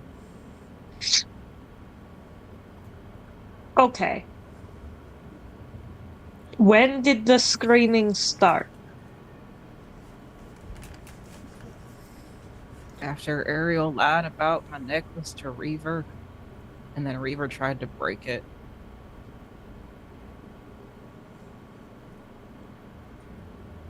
Started then, and then it just like got louder as things kept happening. And I feel bad. I'm not supposed to be like the angry one. Reaver's supposed to be the angry one with like a list and a purpose. I'm just here. Well, you are not just here. I assure you of that. You are a very important part of this group. And it sounds like a lot of what you're feeling might be a kind of betrayal. Perhaps there's a feeling of hypocrisy? I'm not sure. You're using a lot of big words. I think I know the meaning to most of them. Know what betrayal is? Hypocrisy. Is that like hypocrite? Yes. Okay. Yeah, maybe. I don't know. I just, like I said, there's a lot of screaming, and it's just the instinct to want to just beat the shit out of somebody, and then just the fact. But then that's not gonna help, because every fucking time I look at Ariel, it's either I'm getting the silent treatment, I'm getting some kind of like. It sounds like I'm reading off of a stale sheet of like coral, or it's fear. Anger and fear are too close to each other.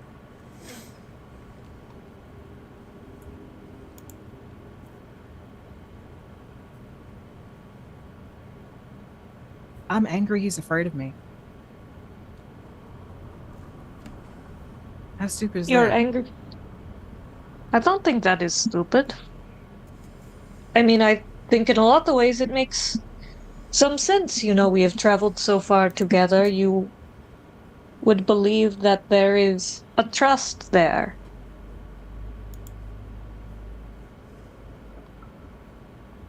But things have changed, and that trust. I don't want to say it's broken, but it seems like it's being reevaluated in a major way. Yeah.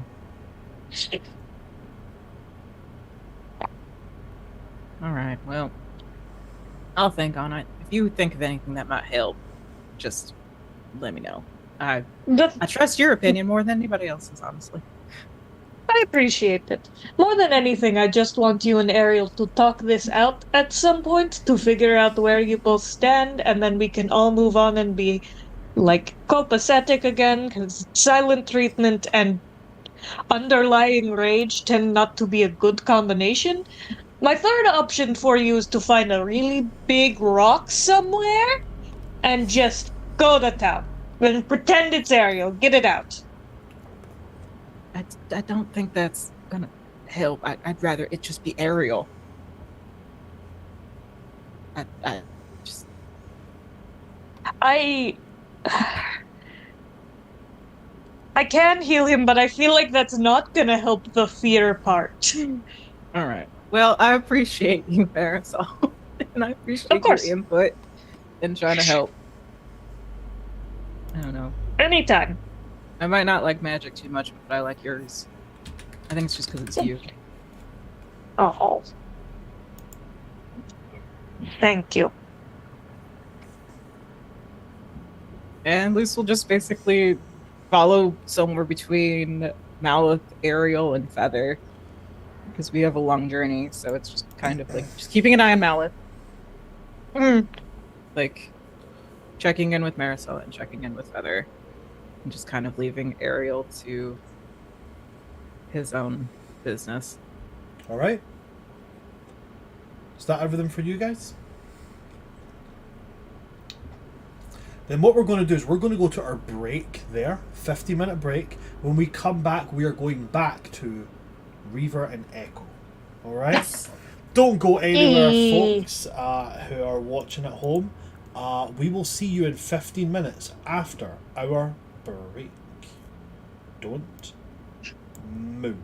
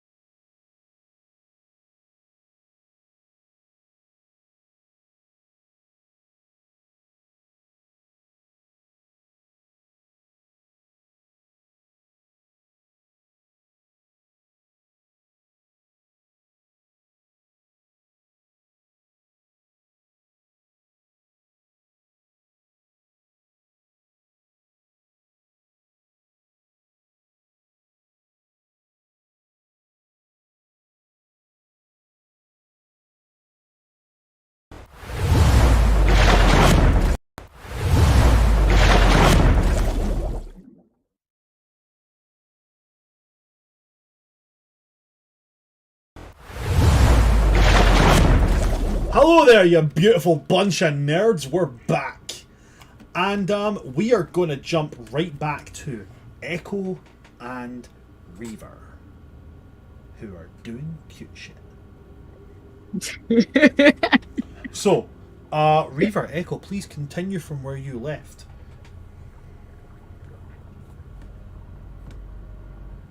Echo's starting this back up.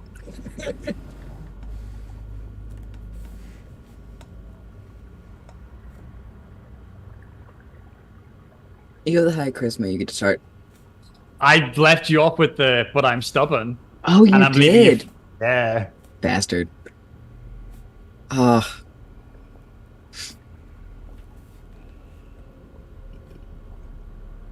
know what? You're gonna get the first mildly affectionate nibble. Okay. It's awkward.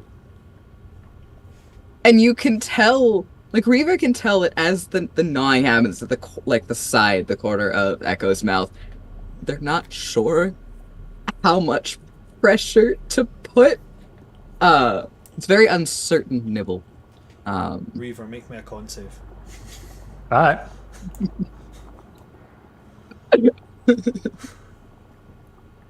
18 at... What is his con? +3. 21. Echo, what's your strength modifier? Do +3. +3. It deals 1 point of damage.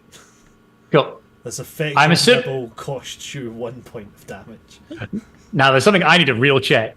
With the Never on repair, I'm assuming full life, all spell slots back, just the level of exhaustion, correct? Yes, so it counts as a long rest in all ways, except that you come back up with a level of exhaustion. Cool. That's absolutely fine. Otherwise, I'd have been back down. And that'd have been really funny. Funny. Yeah. Hilarious. Okay. I will simply reply to that with, you can fight as hard as you want. I'm not going to break. And if by some chance I do, you know I'm coming back for you always.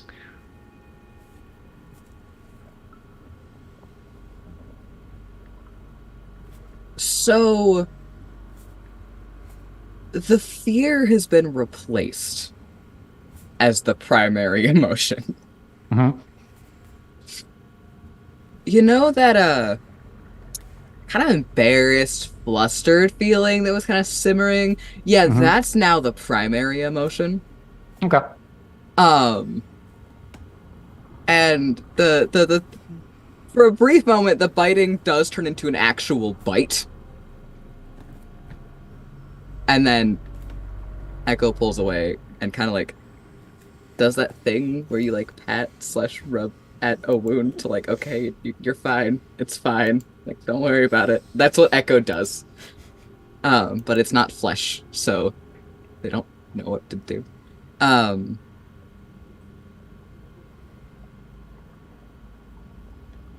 So, you're keeping good on a promise. And you are very much so doubling down on that promise.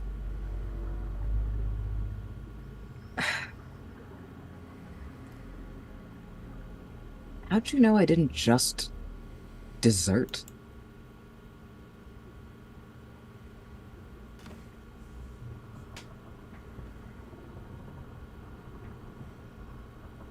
Because I believe in you. And even if you had, as soon as I knew what color you were, I understood. You're a monster. So am I. You didn't want to hurt anyone. And I can appreciate that.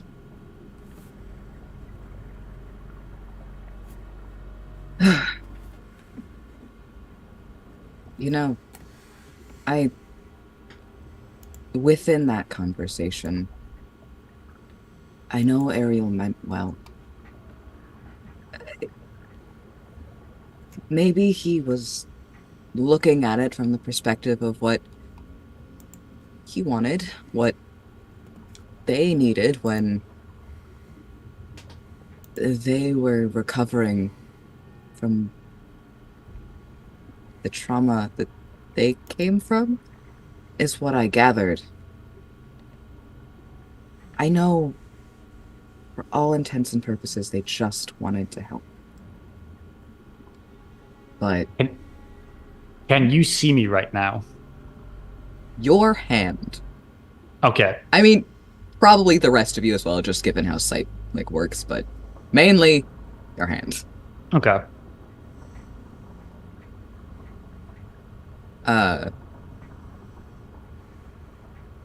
But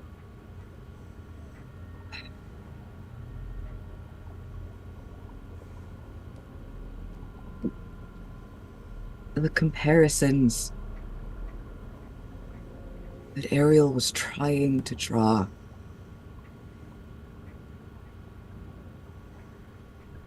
they're empty.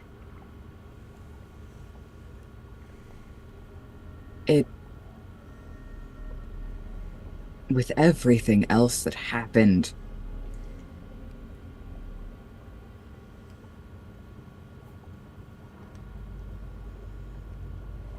as I was getting frustrated, overwhelmed, I couldn't find words. I'm not used to needing words. It's the most words I think I've ever spoken. No one really asks the monster questions. But what you told me, I had to find him, that I had to keep him safe.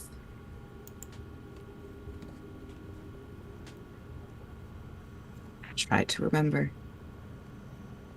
I tried to follow through. But in order to do that, I couldn't stay. My control was slipping enough as it was. If Heather hadn't intervened, if the conversation hadn't stopped, if I hadn't gone,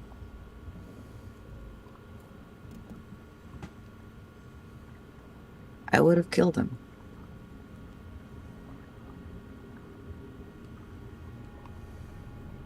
I know. And I wouldn't have blamed you for a moment. I'm proud of you, Echo. I'm beyond proud of you.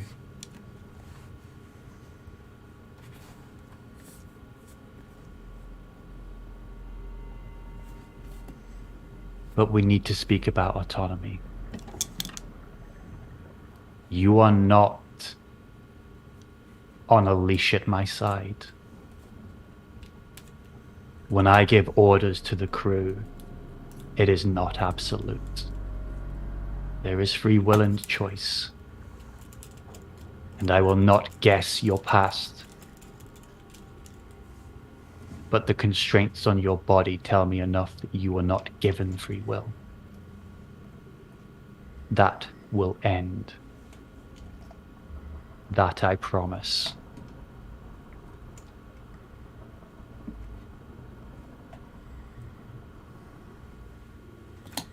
You know, even when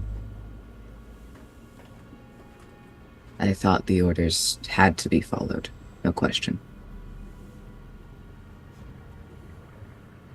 they were never the same.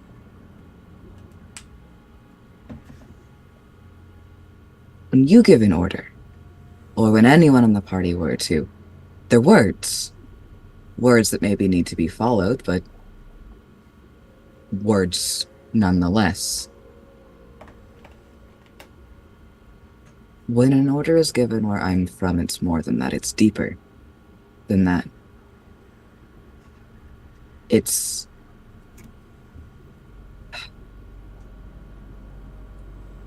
part of you.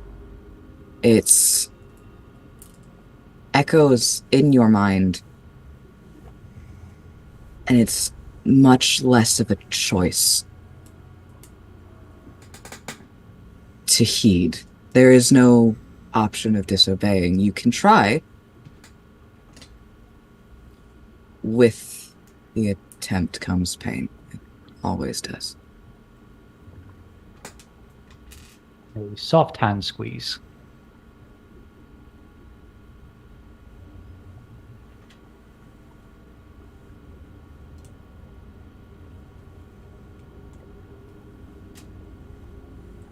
Okay, so what you say, orders you give, are not absolute. They can be questioned. Yes. I can do that. Ugh.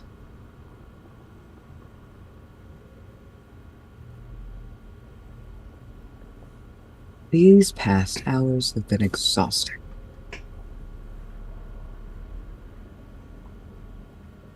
That's why I'm here, Echo.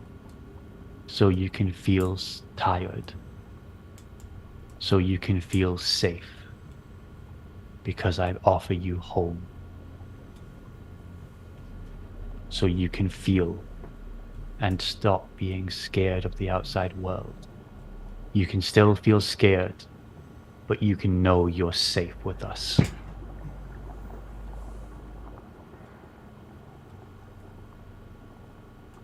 Echo's gonna start pushing the hand back out, but they're following. Okay. So once the arm is fully out of the hidey hole, so are they.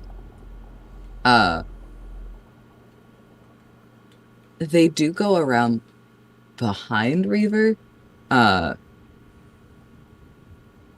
Still a little wary of being perceived. And they don't bring the hand. They do keep contact the entire time.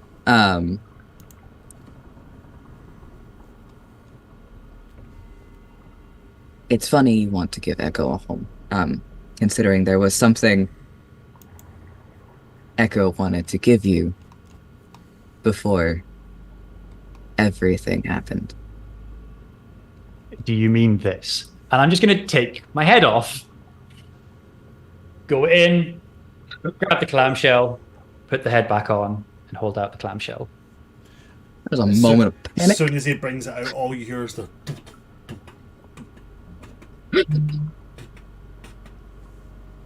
There is this moment of panic when you take your fucking head off. Just a helmet. But once it's replaced and things are fine. So, okay, cool. And Echo will take it and will go out in front of Reaver and be like, yeah, this was it.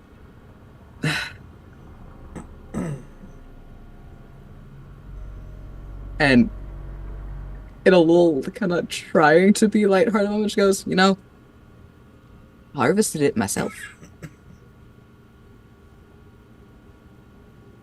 Homegrown. I'm gently going to reach out to Echo's chest. Mm-hmm. Does Echo let me touch them?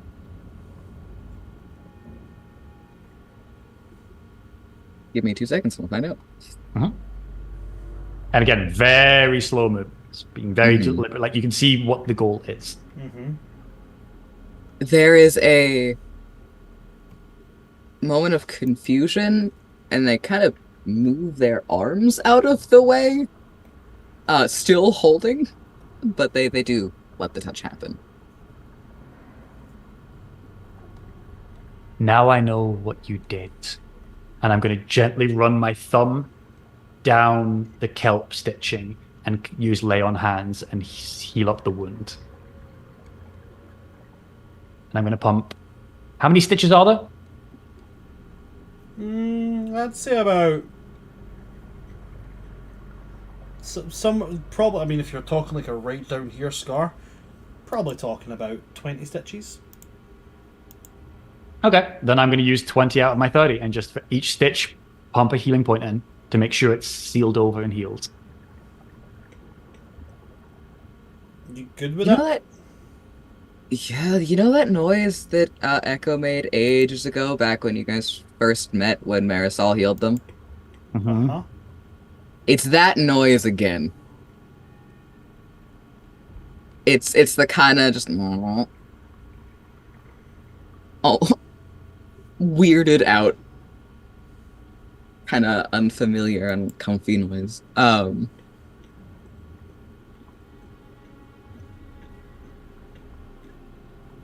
Echo's just happy it was them for the first time. Or for a better cause.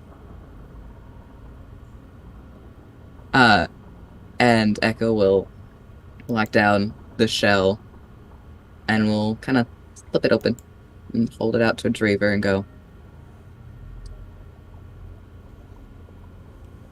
because if Echo's heart has to go anywhere, if my heart has to go anywhere, potentially keeping you safe is one of the best causes I can currently think of.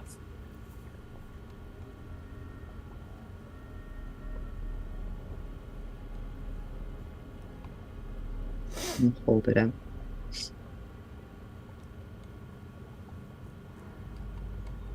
The hand not on Echo is gently going to take it and hold it, looking at it, and then look at Echo, staring at them centrally. So they can see, like, with the whole body, like, I'm looking fully at them. As far as I understand, this body doesn't deal with life. It only deals in death. Everything that I am formed of is death. So I cannot fuse this to me, but I can guard it with everything I am, like I will guard you with everything I am.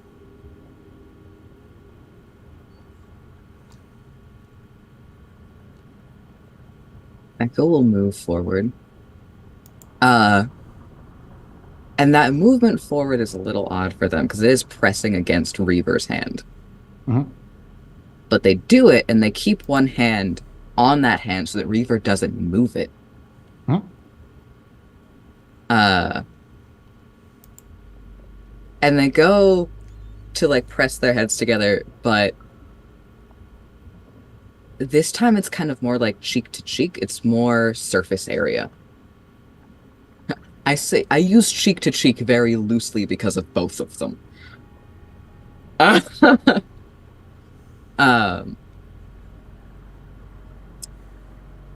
Echo will double down on what they said to Reaver as well. For Reaver to be dead, Echo will have to be as well. But Reaver never answered Echo's question properly. Speaking of, Echo asked, it seems as though Reaver does not hold himself in very high regard. It seems you do not. And Echo is giving a beating heart to help that. But Echo wants to know why.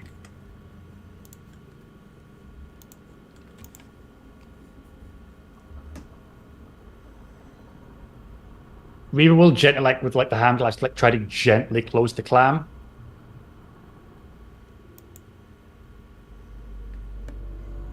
It's very misconstrued, it seems, with others. It's not a self-deprecation. To my understanding, I am fated to forget everything and everyone. That is my fate. I already lost an entire crew, a family and home. And now you and the others are family and home. You all, if nature takes course, will most likely die before I do. And then you'll all be forgotten. I will kill anything in my path, but I do not believe I am strong enough to go through everyone's death twice. The Pirate's Code says that a captain may not run while the crew could be saved. So I will always lead the charge first. Either I save you, or I go down first so I don't suffer that fate. That is why I act in this accord.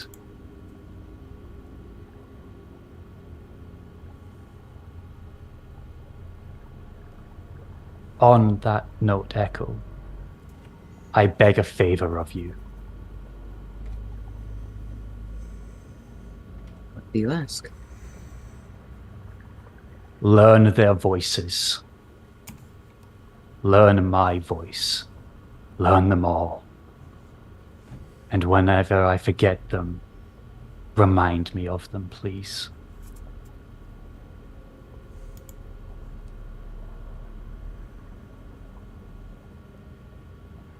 Reaver, Echo is a monster, as you have stated.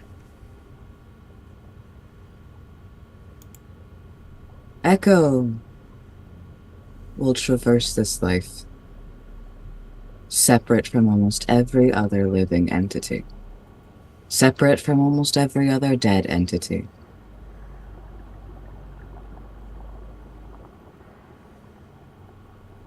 But Echo will make a promise.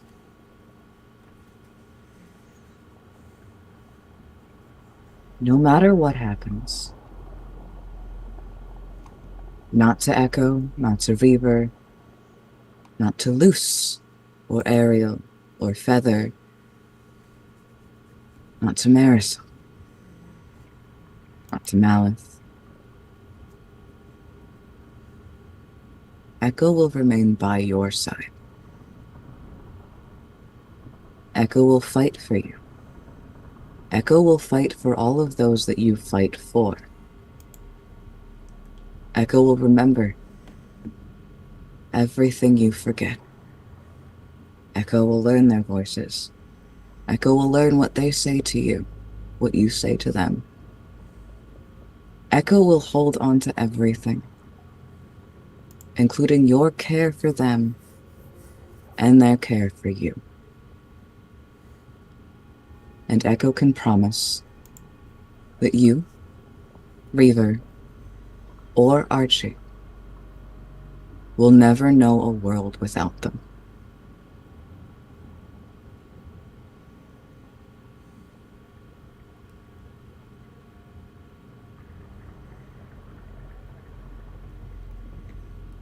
I'm gonna roll to see if he says this out loud.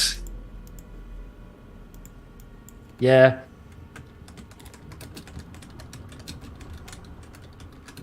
Much quieter than anything else that's been said. It's less the like the comfort and the confidence. It's that moment of vulnerability.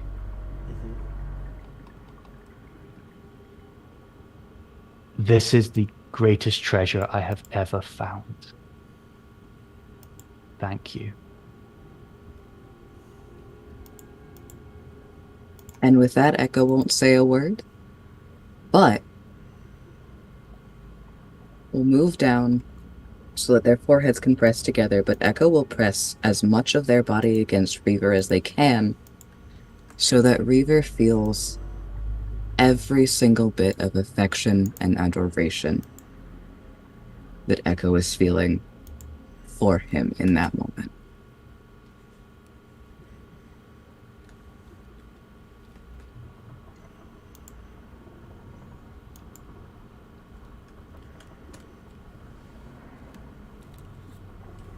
Just going to stay there for a moment and embrace it and try and let all of the anger and regrets just wash over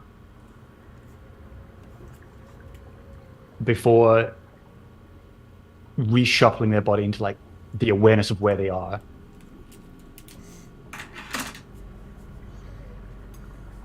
We need to go. You are not safe here. And the others have had to move on. Let me offer you safety once again. And gently, like, with the hand holding you, just gently move you back and lift the helmet up and go, you can hide in there and feel safe. Anyone walking by will simply see a wreckborn, a walking monster to be avoided. No one will get near you. Let me taken aback by a second, once again, head removal. Before Echo will hop inside. We'll kind of give a little test spin just to see how they're situated in there. And then we'll press their hands onto Reaver's chest, but on the inside this time. And we'll go, "You protect me by intimidation now. Echo can nearly promise that they will return the favor in the future." And then Echo will settle inside of Reaver. Gently put the clam back in, passing it to Echo, and then the helmet's going to go back on. It will be placed where it needs to be. And then do you start Standing. walking back north towards the sunken monk? Stand up, pick the flail up, not forgetting that key thing that I put down, and then pretending to do that dragging walk that I've seen Drift do, and just go towards where I'm supposed to go. Okay. Well, that didn't cripple my heart or anything, guys. Like, fuck. Did mine? Fucking hell. I actually cried at that. I don't know how else to say it. That was fucking beautiful. Yes. Shit. Fuck. Like watching professionals. It's. I want more. Oh. We want more of you guys. Speaking of which, allow me to wet my whistle here.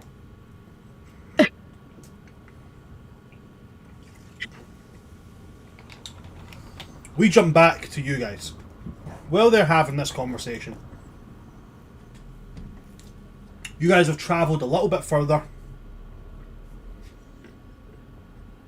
Eventually the familiar sight of the sunken monk is up ahead.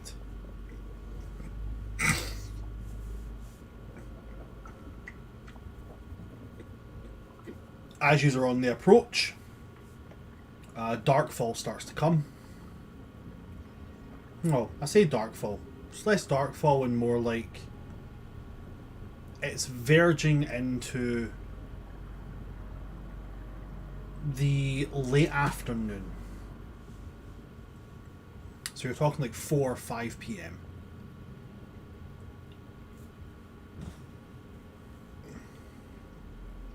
And as you are approaching,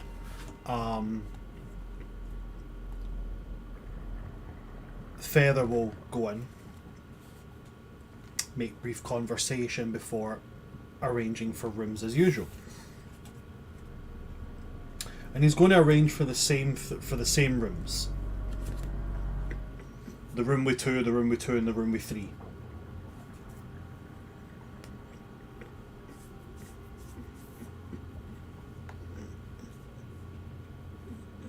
He comes back outside and he will say to you, I arranged for the same rooms we had last time. I know we didn't use all 3 of the rooms we had last time, but I've arranged for them. I guess now we just wait. I'm going to send a brief message to Reaver, let him know where we are.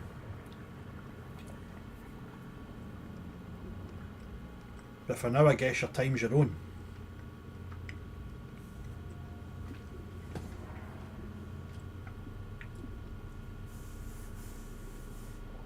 And then he does the... I don't know why. I think X-Men has ruined this for me, but anytime I consider anybody sending like a psychic message, I always picture them going...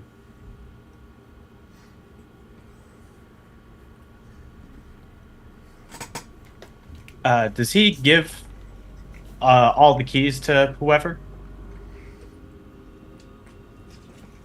Yeah. So he'll give a key each of you, basically.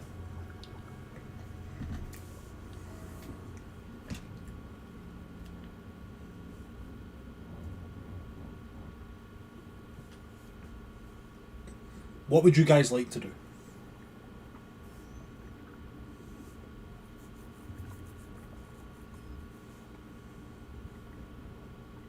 Anybody? I'm gonna hand my key to Malith. And just say, you can have my room.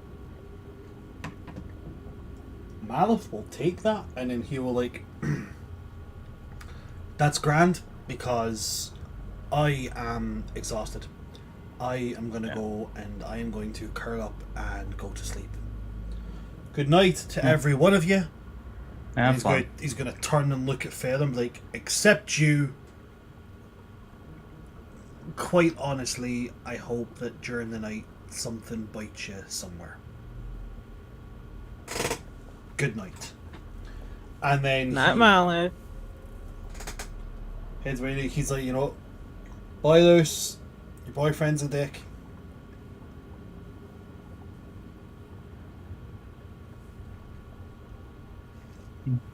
She's just gonna look at Feather and just say, "Are you my boyfriend?" I mean, personally, I prefer the term partner, but I'm Alright. open to that being the case if that's what you want. You prefer partner, then you're my partner. So are you my partner, or... Yes, Celia, I am also your partner. Okay. Just as long as we're on the same page. Yeah, I just wanted to make sure, since Mouth was referring to somebody Yeah. as a dick. Why does he think you're a dick? At this point, I'm honestly past caring or wanting to know. Gotcha. I just wanted to check. Sure nobody stabs him in his sleep. I'm pretty sure it has something to do with me using a giant skeletal hand to pin him to the ground. That would usually do it.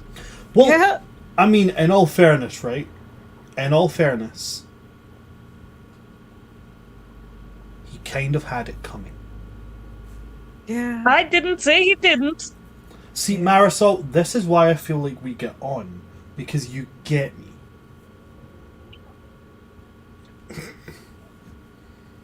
Your methods are unorthodox, but I can understand where you are coming from. Well, in all fairness, Marisol, when I first met you, apparently you were a mute, and now you talk more than anybody I've met. So, I think we both have some character switch-ups here that are going on. Yeah. But... Should I leave so you two can make out? Like, I was about to say, on that note, good night, everyone. And Ariel's Where are just you going to going? swim up. Doesn't answer, just swims up. What? Heather, I'm gonna fight him. No. It's fine. No. It's you're fine. I got not. it. I got No, it. I got no, it. No. Mm. I need you to deal with Malith. Because here's the thing. If you fight Ariel, you'll both hurt each other. If I go talk to Ariel,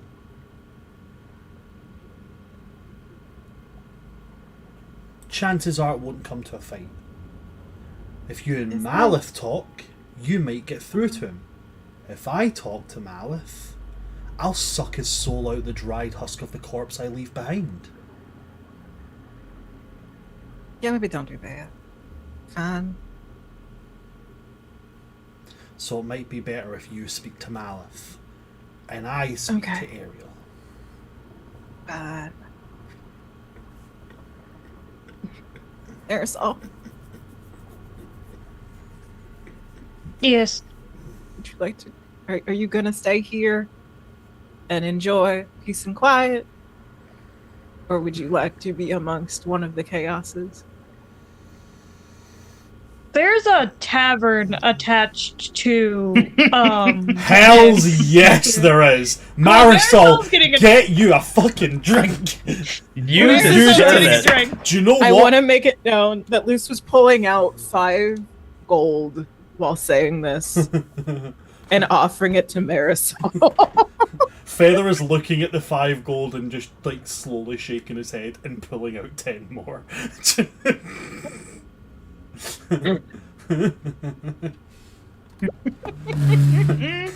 He's just like, just like I love this. I just want to say, I love this group. I love that. I love the idea of like, oh, we have so much serious shit to do. Marisol being like, yeah, well, let's get to it, and everybody just being like, you sit the fuck down. Yeah. You. Yeah. She deserves it. It's like, you know, I get that this is a tavern and stuff, but is there like a spa here? Like, because she needs it. They need this. So yeah, you have 15 gold between Loose and Feather, basically telling you, please do not join the chaos. Please take care of thine self. And now I get to ask you my favourite question, and this is why I'm going to go to Marisol first. Marisol, you now have 15 gold pieces that you can spend on alcohol. There is a list of drinks here. They range from the common, which is a very, very, think of it as almost like a dark rum, but instead of being made with still water, it's made with salt water. So it's almost like a, it's almost like a deep right in the back of the throat hitting. Very, very simple. It's the kind of commonplace alcohol of the deeps. Or there are some drinks from the surface. Or, if you're feeling lucky, in the corner of the tavern, there is a cauldron. The cauldron is roped off. Standing next to the cauldron are two, like, they look like the image that you saw of Reaver, of Archie, the spiritual form. They look like that, but if they were about 8.5 feet tall and their skin was grey and they had no hair. Okay. And in front of it is a very, very small, impish looking being. If you like if you took a halfling but then went, I'm gonna sprinkle some elf into this. With just a little sign in front saying all drinks, and then for some reason you can't focus on how much the price is.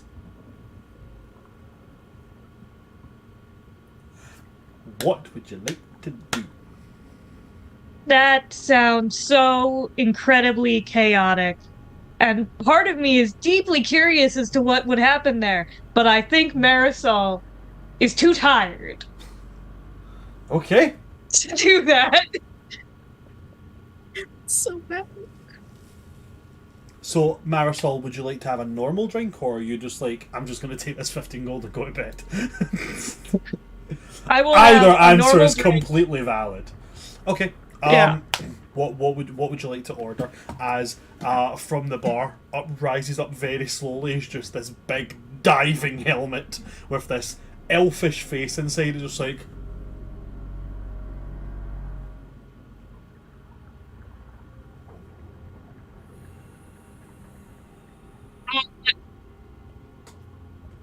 If Mr. Bartender could make the underwater equivalent, or I guess the surface level equivalent of an old-fashioned. So he and he goes down into like this, and he pulls out this jar that's got like a seal on it, and he he pops the seal, and for some reason when he pops it, you see like this arcane glimmer around the edge of the jar, and no water gets into it. And he takes out what you can very clearly see is like orange slices, but they're like dehydrated. And as he pulls it out and he starts to kind of wave it through the water, and as he waves it through the water, it starts to hydrate a little bit, and it's almost as you can immediately get the idea of that citrusy bitterness, but with the combination of a slightly salty bite. He takes that and he puts it into what looks like a small whirlpool that he's manifesting in his hand. And this is how they create drinks underwater, because they basically form bubbles of liquid that exist in a hydrophobic state that you then just kind of like, very much like a Bug's Life when they've got like a drop of water and they just kind of suck on it like that. So he puts it in, and he grabs this bottle of really strange brown liquid and kind of just starts pouring that into it. And then he starts to add this. It's like a kind of like deep red liquid, but it's only like a 1, 2, 3 as he adds in that little bit of this weird powdery substance that immediately dissolves as he adds it in, and he starts to swirl this around. And you see as he's doing it, that bit of hydrated orange, it starts to almost like leak out these oils as these citrus oils blend into the drink. And then when he finishes it off, almost like when you see those people deshelling a coconut, and it just comes out as that perfectly formed little sphere, and he just pops it in front of you. And then he holds up his left hand, and you see he's got 3 bits of paint painted on his hand, right? He's got a piece of metallic copper paint, a piece of metallic silver paint, and a piece of metallic gold paint. And then he's going to do this. He holds up 5... and then points to the silver. It's system that he's created. I wish I had thought of something like this before Marisol started to talk. Oh! This is what happens when the himbo is too dumb to learn sign language. I will, of course, pay him with a hefty tip. Awesome. How much do you tip? Probably like 5 silver. Okay, so you just give him a whole gold piece. Yeah, pretty much. And he takes it, and you see he looks down. He's got like essentially the medieval equivalent of like a fanny pack. And he just kind of like undoes a wee metal clasp here and there and just slips the coin in, puts it back over, folds the metal clasp over, and then does this again. And then turns and just goes back to his duties, lumbering with that very man on the moon style walk. Whereas everybody around him is moving at normal speed because they're built for the water, and he's just like, I am a surfacer who married a sea elf and now I live under the sea. My life is spent in a diving suit. Marisol, the drink is in front of you. You have your old-fashioned. Alright. Although I shall the sip. fantasy equivalent, what we're going to call it, is a wizened craftsman. That's what I like that. So while Marisol sits and enjoys the drink, Marisol, what are you doing while you enjoy your drink? Honestly, she's probably just like... She's probably kind of just sitting in silence and enjoying it. Like, she's just drinking and not talking and being like, this is actually kind of nice. Alright then. We will leave Marisol in that silence, and we're going to jump to... Who are we going to do first? Are we going to do Malif getting a new one ripped, or are we going to do Feather getting a new one ripped? I'm going to roll for it. Let's see. We're going to go D6, and we're going to go odds, Malif and Loose, evens, Feather and Ariel. That's a 6. So, Ariel, you get up to the top. Are you breaching the surface, or are you just kind of chilling out just beneath it? No, I actually had an idea. Ariel's gonna start swimming and then pick up speed and go faster and faster, getting close to the surface, and then is going to breach, going a couple feet up, and then is gonna try something and it's gonna cast Shape Water on the 5-foot surface, so that the direction of the current is going up, and he's just gonna try and stand on the surface of the water. Okay. Jesus. So you do the Shape Water thing, and you're not necessarily standing. Picture it as like an avatar. Airbenders, unless they're super powerful, or apparently Aang in episode 1 of the new TV show. They don't actually fly. they manipulate air pressure under them to hold them up. So Yeah. you're not really standing on the water, but it's more like you're like the middle of your shin is submerged as the water pressure rushes up. It's almost like from your shins down, the water is like frothing and bubbling as it is pushing to hold you up. Love that. So, from my recollection, last time me and Reaver were here, there was some semblance of an island relatively nearby-ish.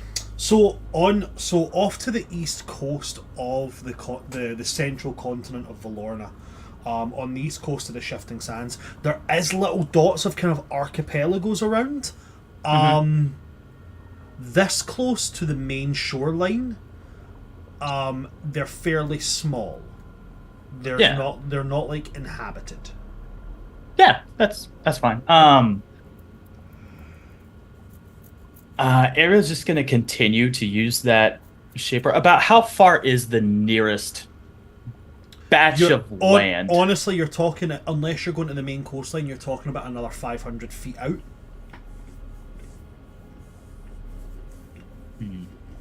So you would be on a diagonal. You'd be somewhere in the region of about 11 to 1,200 feet away from everybody. Okay. Rough ballpark. Okay. In that case, it's just gonna like look, see how far it is, and just.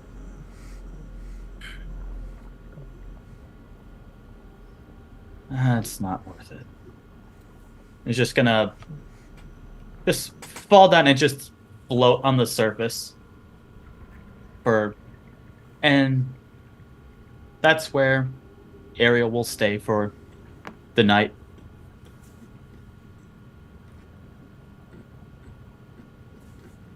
You hear a sound that's approaching, and Ariel, this is a sound that you've never heard before. Mm-hmm. It's what I'll tell you, Tom, is the sound of footsteps on like a waterlogged floor. Like, imagine if somebody had like wooden floorboards, but their house flooded, but it was just like the surface, just like a little bit of water, and when they walk, it's like that splish splash. Like you would get. Yeah, it's that kind of it's that soft squish. Yeah. Mm-hmm. And Feather, who is going to have cast Walk on Water on himself. So he immediately shot to the surface, like, whoosh, and is now standing on it. He's going to walk over, he's going to be like, again, not as the first mate, do you mind if I join you?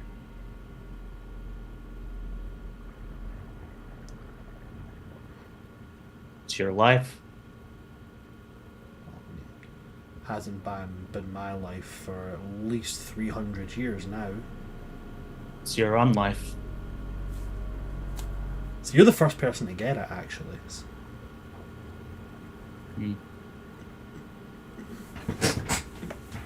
He sits down, and he's sitting right on the surface of the water. Mm-hmm. And the first, 10 or 15 seconds he's there is just silence. And then he goes, I don't think that what you said is wrong, by the way. To Echo.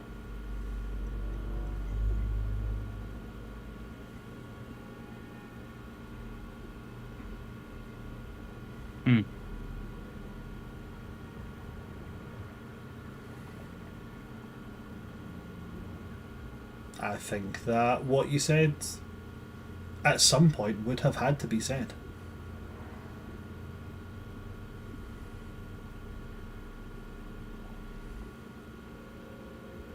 What do you want from me, Feather?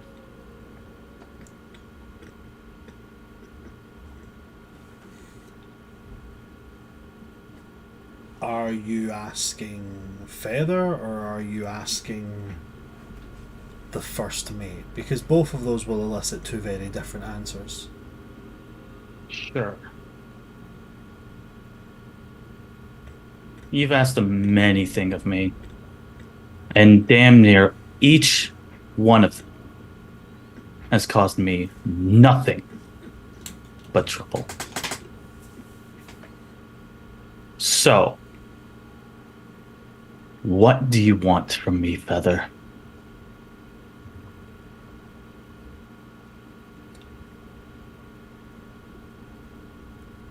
I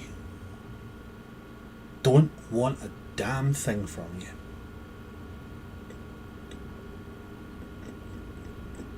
Because of the... And again, I'll say this. And I would never say it to his face because of how he believes in it. But because of Reaver's somewhat misguided devotion to this code, I have a position I have to play. So I'm to act as your proxy for things you can't do. There's not a single thing that I can't do that needs to be done. Then why come to me? Because of all the people here I can associate with you the most. You've got a brain in that head, no matter how hard you might try to hide it. You're a lot more insightful than you let people know. And much like myself, you cover up a lot of your actual feelings with... I can't think of a non-offensive way to say this, but I do mean it non-offensively. You're already on a shit list. Just say it. Okay, the pseudo-psychobabble. Hmm. On the surface, we get a whole load of that.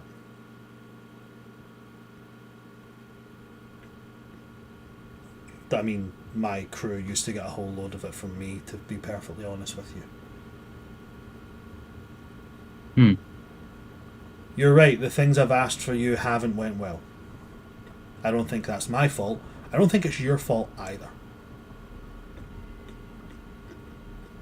Reaver expects a lot of this group for the fact that you guys, from what I understand, haven't actually known each other that long. Mm-hmm. And we've known you less. You have known You've come less. to me with some heavy shit. I don't know you. You know of me what I've told of you.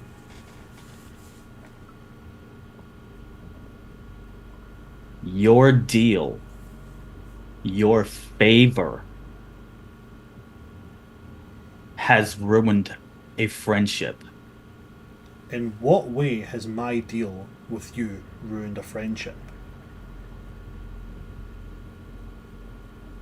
To watch for Luce, because of what she can become. Yes? So now I have to watch out and have a fear of what she can become, which is what you've told me. And now that she's clocked that, there is nothing but disdain.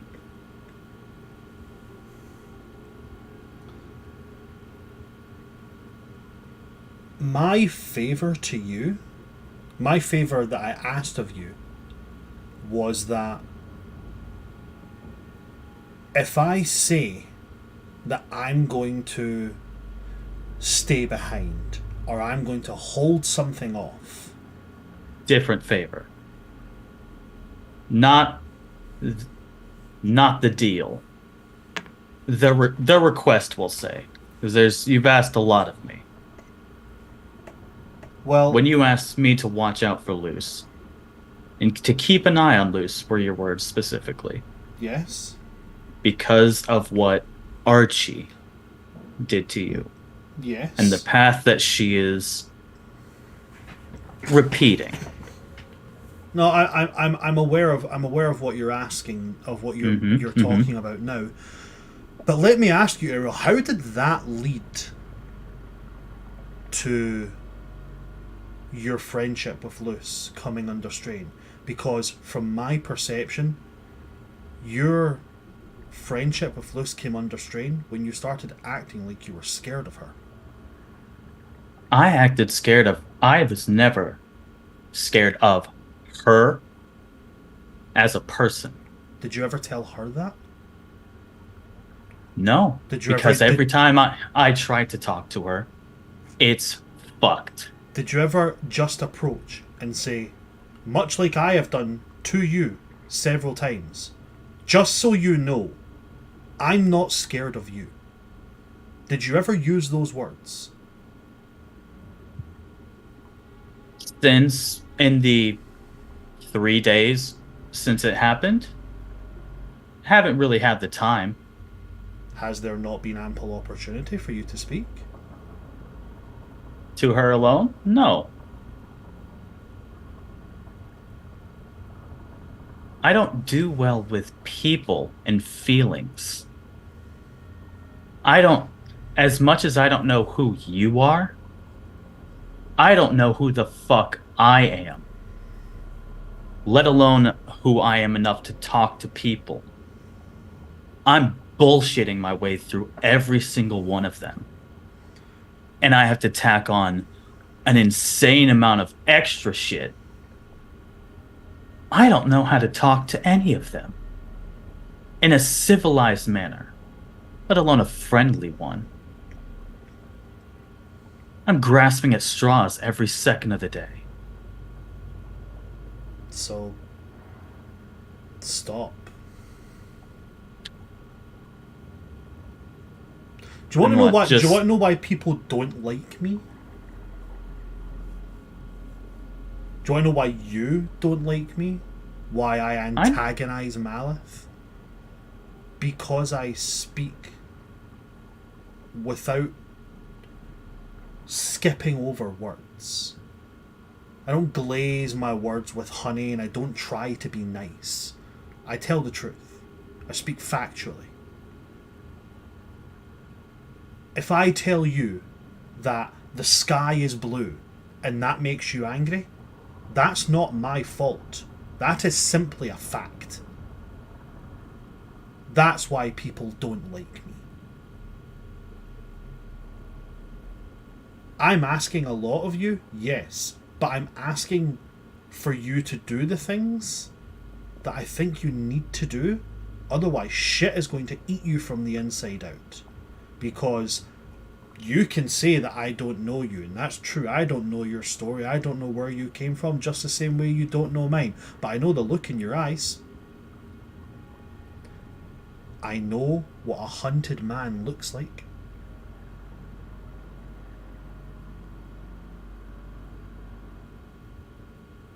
Because I've seen it in the mirror.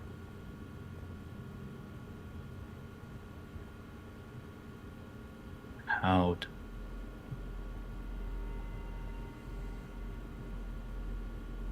And how'd you lose it? I let those that were hunting me find me. And I made them regret that they started hunting me.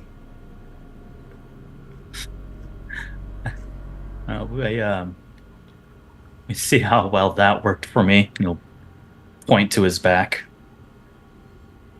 You think I came off scot-free?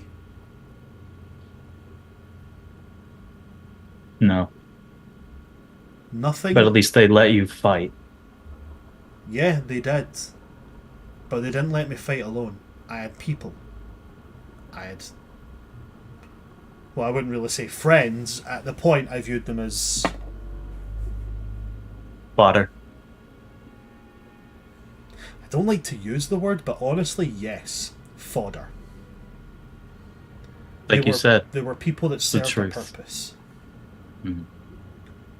Now I'm starting to understand that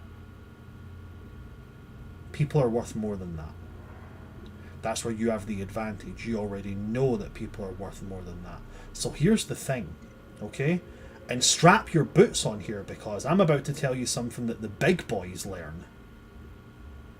You have people that are willing to help you. If you ask them for it, they might help you. I know. And that's what's scary. Because they won't accept my help. Who I'm not some damsel in distress that needs to be protected and held back. I can fight, and I can protect them if they'll let me. Why do you need permission to protect someone? When someone tries to attack Reaver, do I tap him on the shoulder and say, "Do you mind if I shield you from this attack? It could potentially be quite disabling." No, No, you don't ask for permission. No, I But don't. I'm not given. I'm reprimanded for trying to assist and heal because I have to be close to them. And because I have to be close to them, I'm in danger. And I'm seen as a liability. Well, I don't know who views you as a liability, because I don't.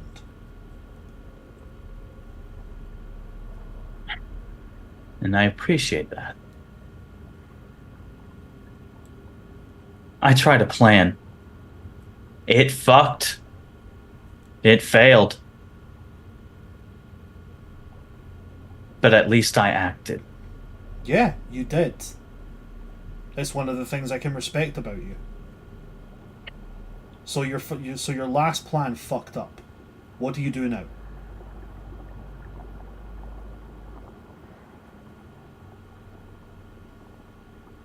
Honestly, I would prefer honesty, yes.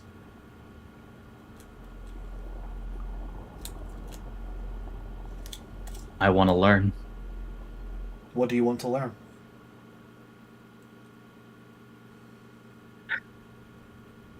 I see the way those two fight. Reaver is a brash bastard. But he's inspiring. He can be. Yeah. He has spirit. Some it's like you said with the code. I won't say it to his face. The code is stupid. Okay, thank gods. The code is ridiculous. It tells us that any man who falls behind should be left behind, but yet, by the technicalities of the code, a normal crew would have left Echo, yet none of us even thought about doing it, including Reaver. So the code has its fallibilities, but here's the secret that Reaver doesn't quite understand: is the coder is just guidelines.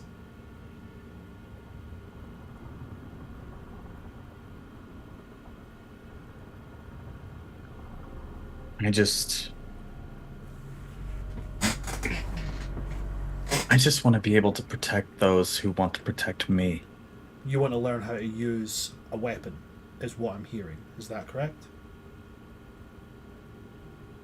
You're just gonna take Ellinson's sword off of his back and just... Yeah. You ever used a sword before? I've used a scythe-ish, but I took this because I don't want to leave her behind. But I also want her to be able to defend her friends again. If I can learn how to use it, or any blade, I can keep them safe. I can fight next to them, and I can heal them when they go down. There's a number of ways I know. It's weird having an actual family. I don't use swords. I learned all winter elves are required to learn how to fence. But it's not my forte. I prefer to stay back and use magic. If all you're wanting to learn is the basic capabilities of using a sword, I can teach you. But if you're wanting to learn more, if you're wanting that to be able to blend in with your magical capabilities, Yeah. I can help you figure out who to talk to.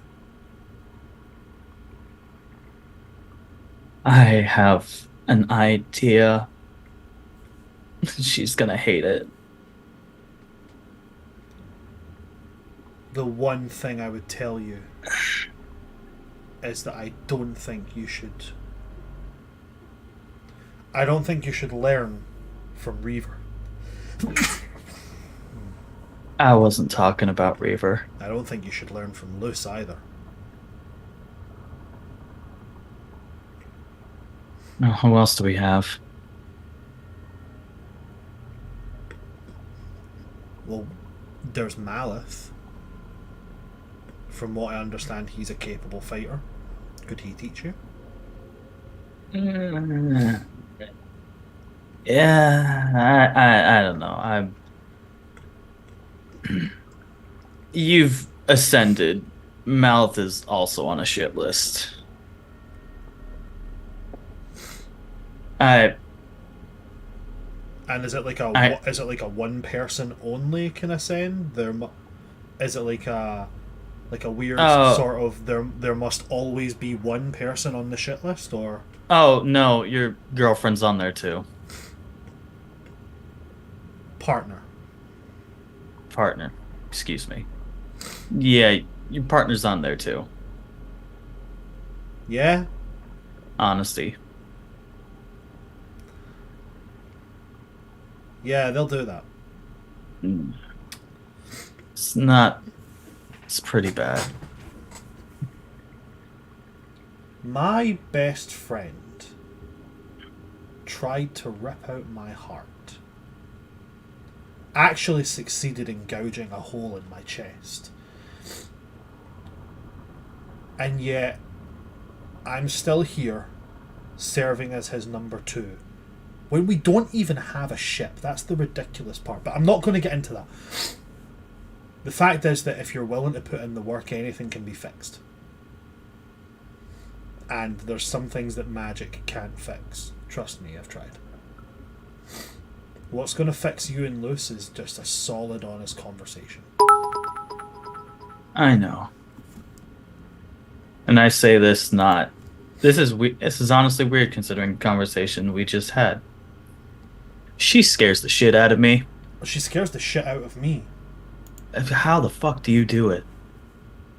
I've tried being honest, I've tried being charming, I've tried being approachable and silly. It's like she can't stand me. A friend of mine once told me that the greatest things in life exist on the other side of fear. So when I got scared, I just kind of went towards it. And now a winter elf who was destined to become a librarian in the Great White Library of Yulna, I'm now considering spending the rest of my eternity underneath the water because of a girl with tentacles for hair. It's weird how she does that. You're not really alone. I don't know what I was destined for, but I was a scared boy, essentially. Halfway after a century. No clue what I wanted, who I was. And then someone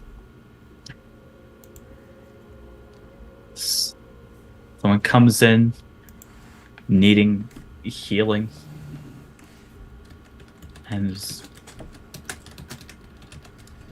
I had no clue about anything. And then that very day, I learned that I wanted to heal and help people.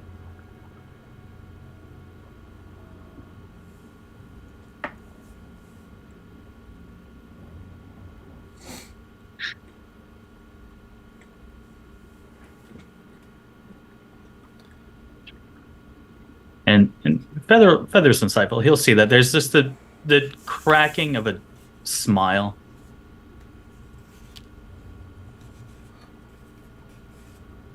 Don't like being angry.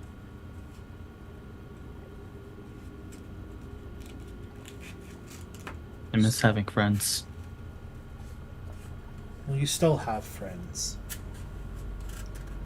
They're just a little bit pissed. Like I said, my best friend was the king of being pissed.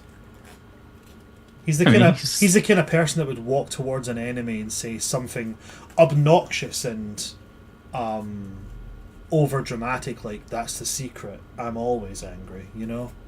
So Reaver is always like this. Oh, he was worse as Archie. Oh, so this is an improvement. Reaver Good to is know. an improvement. Like, we used to jokingly call him Buckethead because he had nothing going on upstairs. I didn't think that being a Buckethead, literally, would be an improvement for him.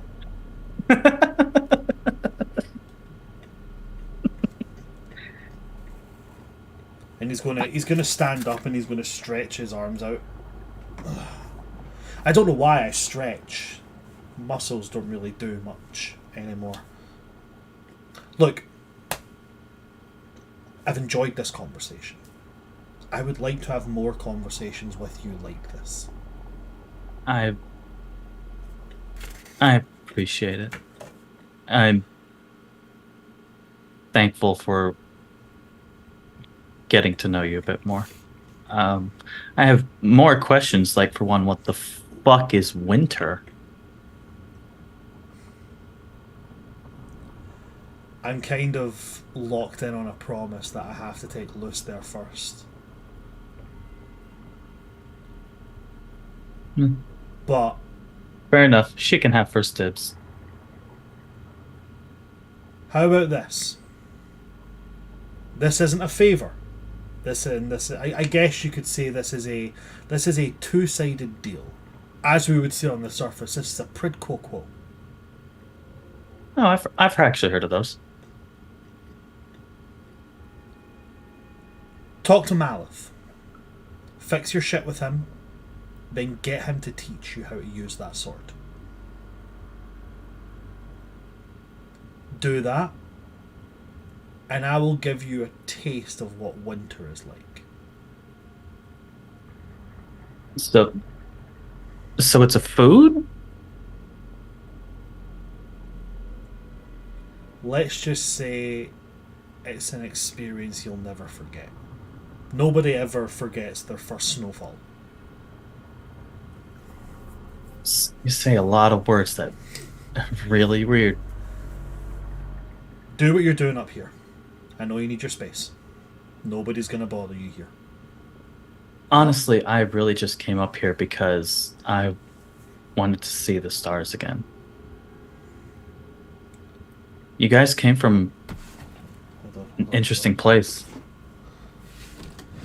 Hold on. Let me just double check something. Before I move on to Malith and Luce and then we wrap up, let me just check something here, okay? Okay.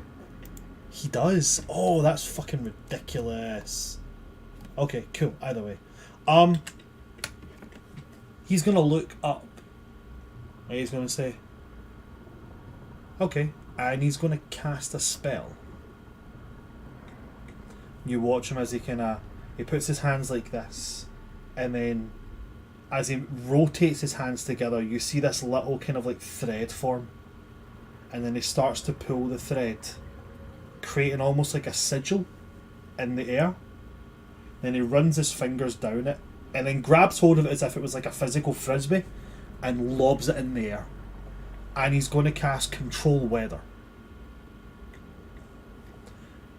And as it goes up into the air, you watch it go up, up, up, up, up, and then it kind of, very much like Team Rocket blasting off again, goes up. And it's that little kind of spark, and you watch all the clouds just.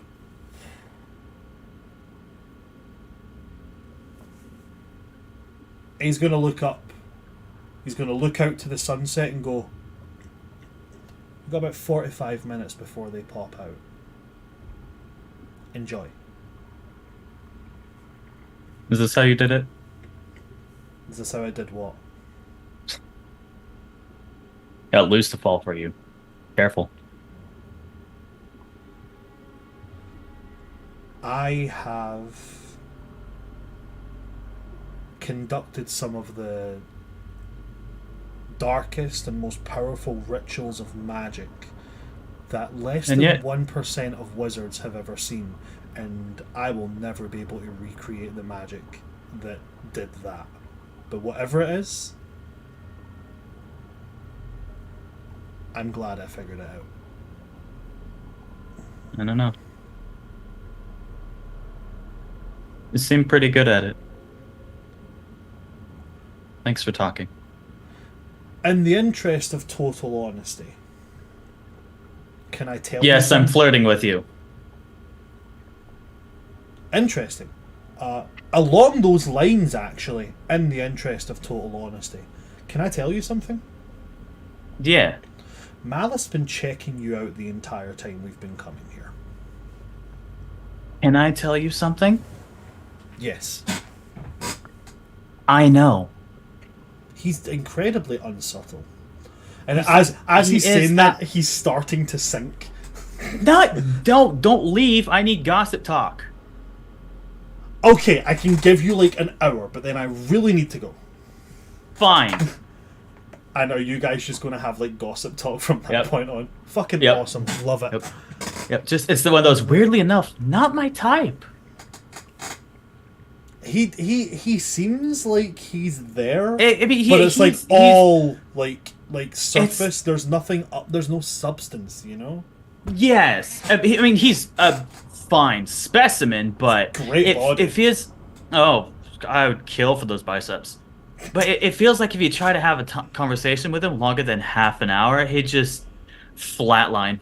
You know, I'm pretty sure somewhere in a shop, somewhere in the middle of Shoremont, I'm pretty sure there's somebody who's got a headband of intellect. I could find that, put it on him, maybe. I mean, it's definitely worth a shot. I mean, it wouldn't do him any harm. Oh, I don't know. I've seen some people when you put that on them, leave it on for too long, then take it off. Fair point. And we'll let you guys Lovely. go into just Lovely. gossip there, okay? And I'm going to jump very quickly down because we are getting into the last kind of half hour that we have, and I do want Sorry, to it get took so Malif long. and Luce done. No, don't worry. We're still right on. We're just under the 4 hour mark, but I do want to keep it 4 hours max for our lovely Denny here. So we're just getting on that now. So we're going to jump down to what's up, Kyle. Can I get one session where I'm not in scene and I'm getting strays just shot at me left, right, and center? God At damn. Absolutely least not. this time it wasn't me.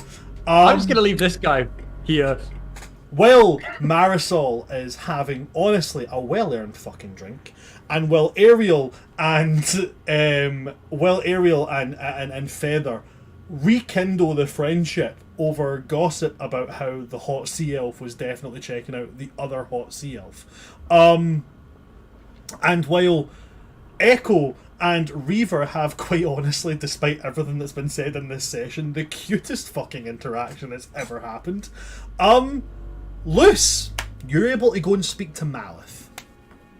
Do I? Okay, making sure. Luce is gonna spend 2 whole gold coins, getting 2 drinks. They're baseline alcoholic drinks. She does not care what it is. It's I essentially think she probably, grog underwater. yeah, she basically is just like, just slides over 2 gold coins, and just points at what Marisol ordered. And just that whole process goes through. She Yeah, just leaves yeah. the 2 Basically, gold it makes you 2 of these wizened craftsmen, and then hands them over to you, gives you the big thumbs up again, and goes back to doing his spaceman walk. Whee! Yep, just holding the drinks, both thumbs up, and goes upstairs to go bother the fuck out of Malif with a peace offering. 'Cause Okay. both of these drinks are for him. And, and so she's gonna go up and basically be able to piece together from process of elimination which door is his. Okay. Knock on it and just yell, Malif, you promise you teach me thieves can't. Malv is going to walk up and he's going to say to you, Luce, lovely to see you there. How's the wife and kids? I have alcohol for you. Holding up both. Seeing thieves can't, we'd do something different there, but either way. And he's going to take both of them and just walk into the room, sit down, and just start drinking. Yeah. All right. I'm here to listen to you and whatever the fuck's going on in that head of yours. If I use too many words, you get a little nervous, so. Well, I mean, there's a lot going around in my head right now. Number one, we're travelling with quite potentially the scariest fucking thing I've ever met in my life. That is not that bad.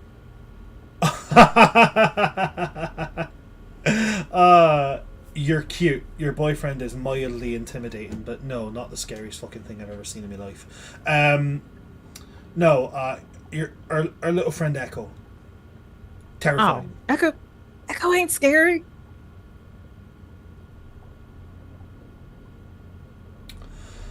Yeah, they are. Echo's just a little nervous.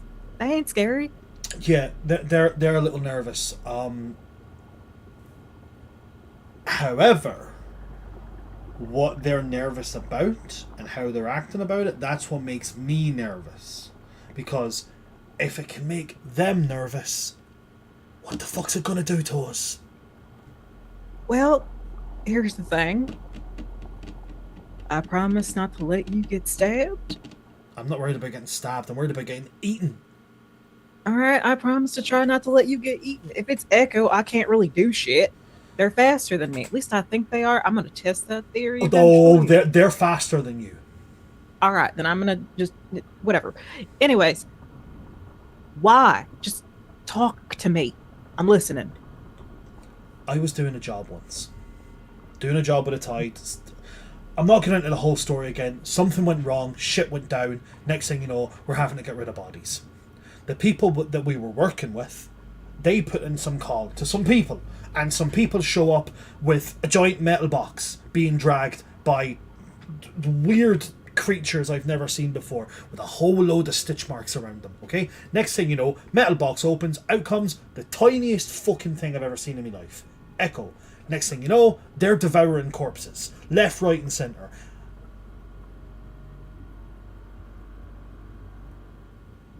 I seen and heard some things I was not supposed to see and hear. Mel, how long ago was this?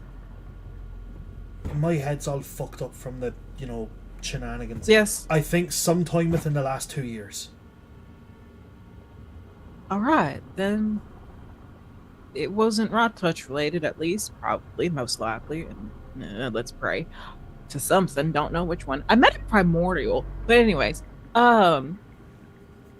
we can just... that's just what Echo came from. That ain't Echo's fault. Like... all I know is you see some things and you hear some things about the black market, right? Mm-hmm. And when you work in the smuggling and the mercenary trade, you have to turn your nose away to certain things, alright? But that was terrifying. And now, we hear things. We hear from villages and outposts down in the Black Ocean. Things about loved ones that they had. They hear their voices and they hear giggling out in the middle of the dead stretch. Which, I mean, apparently you've been to the dead stretch. It's no fucking picnic, alright? Imagine wandering through there and all you can see is all them fucking faces looking at you. And next thing something starts fucking giggling.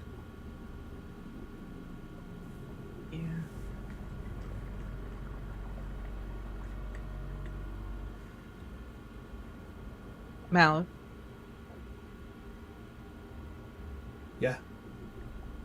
I'm gonna hug you now. I'd quite Miss like Ma'am. that, if I'm honest. Alright. And she's gonna get up and basically sit behind him. Mm-hmm. And then put her legs around his and basically just hold him from his center and put her chin on his shoulder. So then her hair can basically, tentacles can be on his other side. Can basically just put pressure on him. All right, I'm listening. Just keep going. Keep going until you don't have to no more. On top of the fact that your boyfriend is... I don't know how to tell you this one, Luce, right? But I genuinely think your boyfriend might be a mild sociopath. All right, and I have no idea what you see in him. he's honest. His idea of a polite conversation is summoning the undead to pin you to the ground. Yeah. All right. Didn't know that. You know he's like dead as well, right? Yes. Like no longer alive. Malice. Think about the two people I've been spending most of my time with besides you in the last 3 months. Fair. Alright? I'm good with dead things sometimes. I'm really worried about you. Okay? Because I don't know this fucking fella. I don't. Alright? And I've just kind of, sorted and evaluated and compartmentalized my own feelings for you. Which is a whole other fucking box to be opened and examined, by the way. But now that I know where they sit and I'm like, oh, okay, so this is how that goes, I'm like, I have to make sure she's okay. And, well, to be honest with you, part of me looks at him and I'm like, he seems like a nice chap. He seems like he's right up for the crack. And then the other part of me goes, but at the same point, he could also just, turn you into a zombie. Nah, it's all right. I got a contingency plan for that. Which is? We already had that talk. Remember how whenever you woke up and I came to harass you, you asked me if we had had that conversation about what we are. Well, we had that conversation last night. And we basically agreed to some things of how we're going to take care of each other. And I mean that not by the way of love and care. I mean that by the way of if one of us tries to fucking kill the other, we know how to handle it. So he told you how to kill him? Yes. I told him how to kill me. It's fine. I mean, how to kill you is fairly easy. Stab somewhere. But he's a lich. They're hard to kill. All right. How'd you do it? I'm not telling you. You think my boyfriend's a dick and creepy. Also, he ain't my boyfriend, he's my partner. I should probably add clarification to that. But no, I ain't telling you how to fucking kill him, because then Reaver will try to kill you, and I just said I'm going to try to make sure your ass doesn't get eaten or stabbed. Reaver won't eat or stab you, he'll just fucking murk you.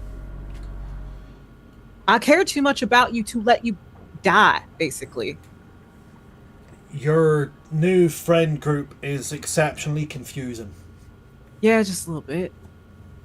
Also, I got bored. I have a very serious question to ask you about this particular friend group, and I would appreciate a straightforward answer. All right. What is Ariel's deal? Ariel's a fucking idiot. I'm aware of that. I mean, yeah. What's the fucking sitch with him like? Why is everybody giving him a fucking hard time? I don't know about everyone else's things. Unless they tell me, I don't know. Right, well, why are you giving him a hard time? Because every time I look at him, I want to fight him. That sounds like an issue and not an ish him. Yeah, it is. It very much is. Marisol's helped me work through it a little bit. I think I might have a solution. But at the same time, I need to wait until Reaver's back. Why is it every time that you think a solution involves you and Reaver, I get mildly concerned that somehow I'm going to lose a limb? Yeah, ain't. It doesn't involve you. That's the scary part. I still feel like it could backfire. Nah, it'll be fine. It just needs to be all official. Look.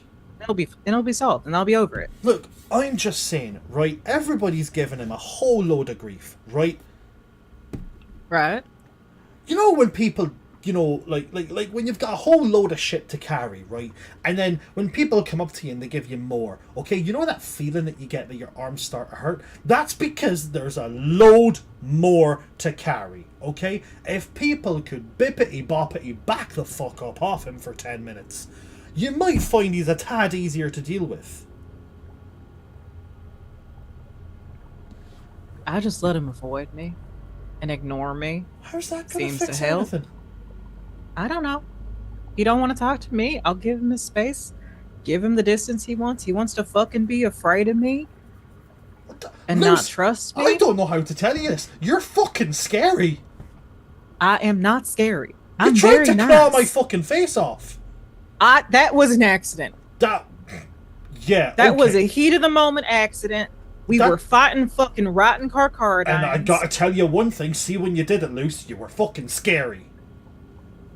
It was an accident. Yes. I would never hurt you. I understand that. I do. But it's still scary. She releases her hold on him completely and starts moving away from him. Luce, I'm not saying that you're gonna fucking kill me or nothing. I'm not. I know it was an accident. What I'm saying is, it's still scary. It's like when we used to hang out at the Descent, right? Right? And you'd see half those big scary fucking beasties come up, poke their heads up and do that whole thing and then disappear back down, right? Cool as fuck. Fucking beautiful, right? But fucking terrifying, right? Is this why you compared me to a Leviathan? Of course it was! You're brilliant. You're fucking amazing. You truly are. One of the most beautiful fucking people I've ever met in my life. You can kill for fuck's sake. I mean, you can kill for fuck's sake. But, yeah, you're scary sometimes. Everybody's got a bit of a scary side to them. It's not a bad thing. Do you trust me? Of course I trust you. Do you? Ariel does not trust me. Have you tried speaking to him to tell him that he has nothing to worry about? When I said you're afraid of me, said straight to my fucking face, I ain't afraid of you. I'm afraid of what you can do. What do I do, Malin? Tell him you're not going to do it to him? No. What do I do in a fight? Where do I like to be? What do I like to use? You like to be in My the middle shield. of things. Yeah. I like to have somebody at my back that I can pull out of the way in case it gets a little hairy. I like to be able to kill the thing that's trying to kill what I'm trying to protect. You want to be in front of my fucking shield? No, you want to be behind or at my side. The only one I would ever trust to go ahead of me in a fight is Reaver and probably now Echo, because Echo's faster than me.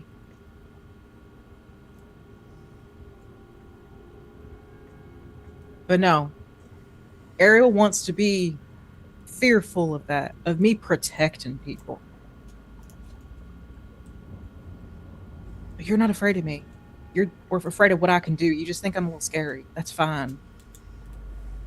I love you dearly, and you always say it's like, oh, you're using that L word again. I love you dearly, which is why I'm not going to let anybody hurt you. And why I will protect you always. Are you afraid of staying with this group?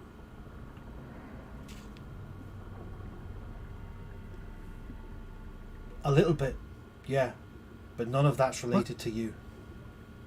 What can I do to make sure that you're safe? For your own peace of mind, so you're not freaking out like this. Oh, right. Luce, just because you're scared doesn't mean that you don't think you're safe. I know I'm safe. I know that I am safe, okay? Perfectly aware of that. Some things you see just don't leave your mind. And I know at some point I'm going to have that conversation, okay? But the idea of approaching Echo and talking to them about that,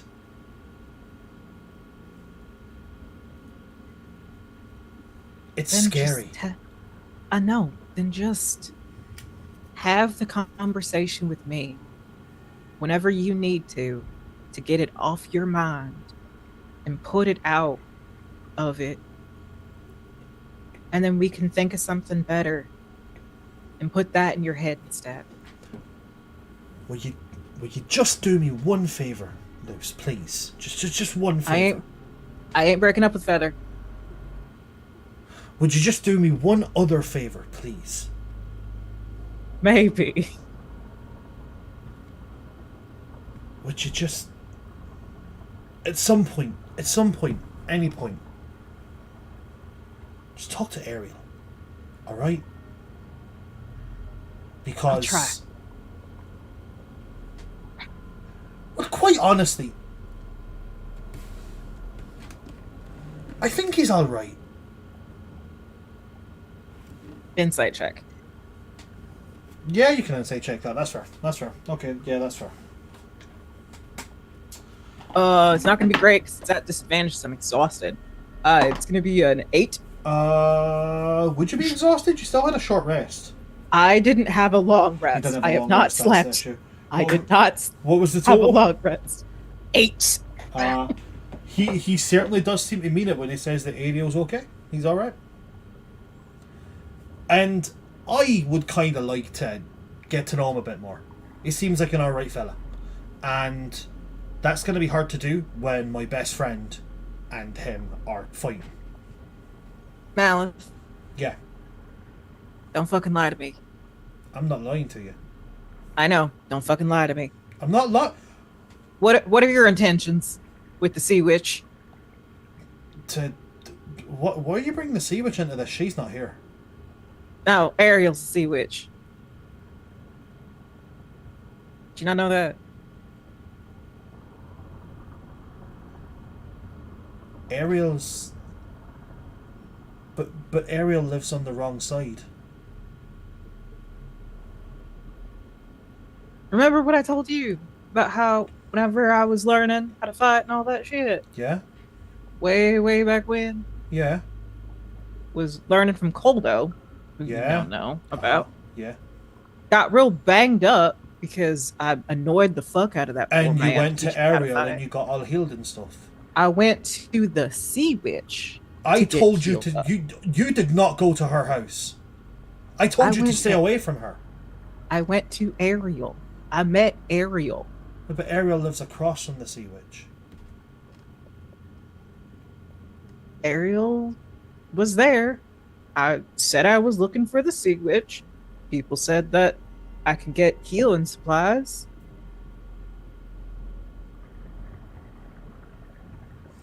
Oh, I think that there has been a crossover in some certain lines of communication.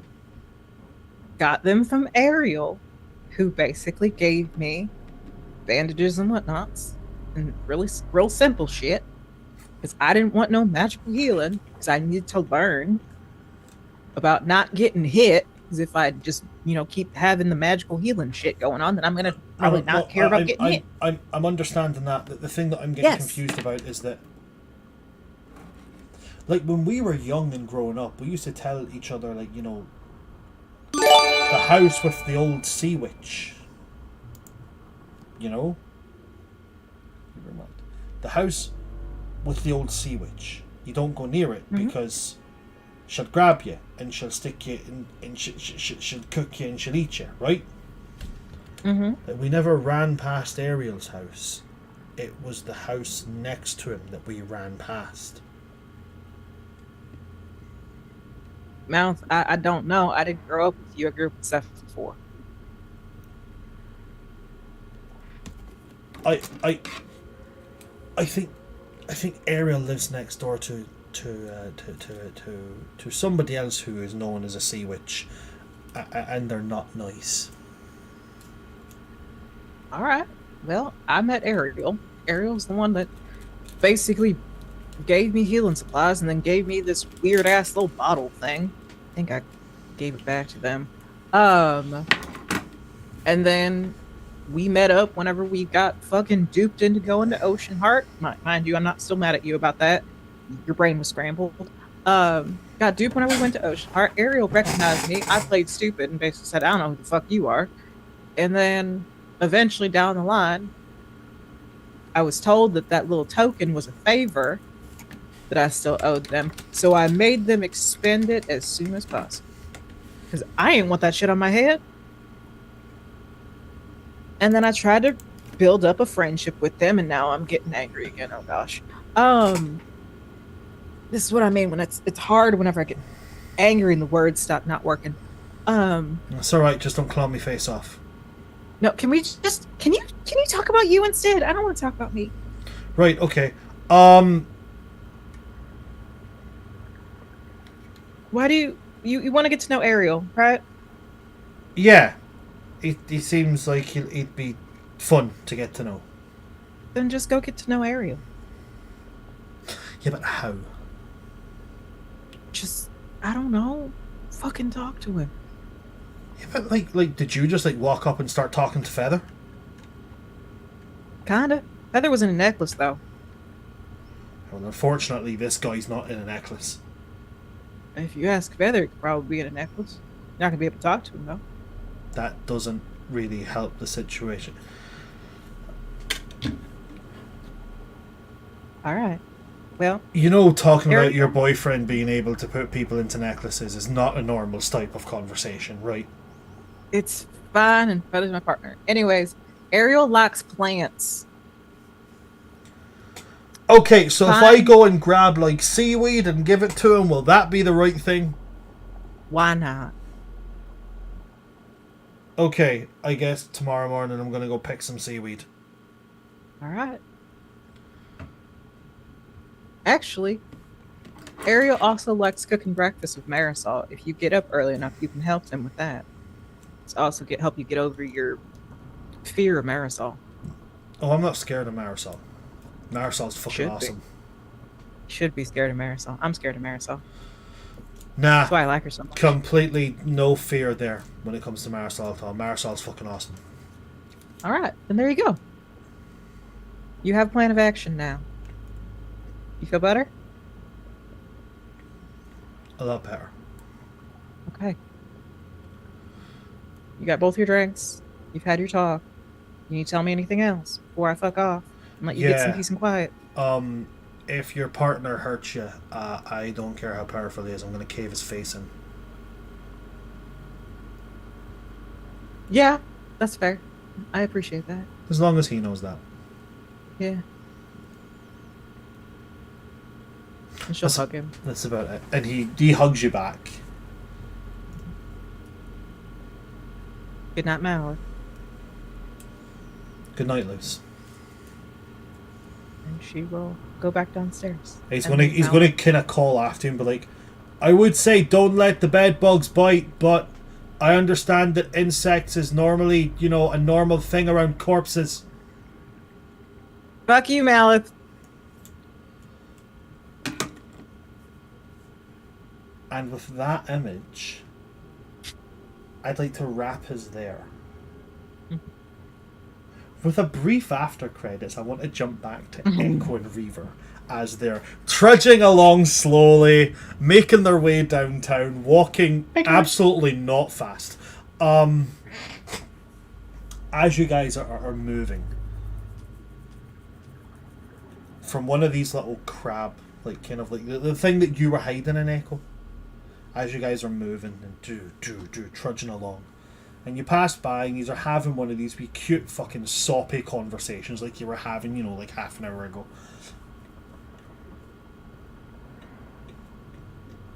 What you don't notice is that as you trudge along that way, from one of the rocky outcrops, maybe about 100 feet away from you, up above,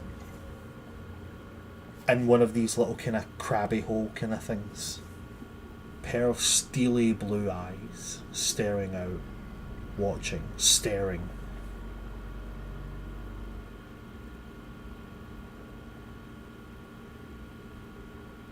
And then receding back into the hole and disappearing into the darkness.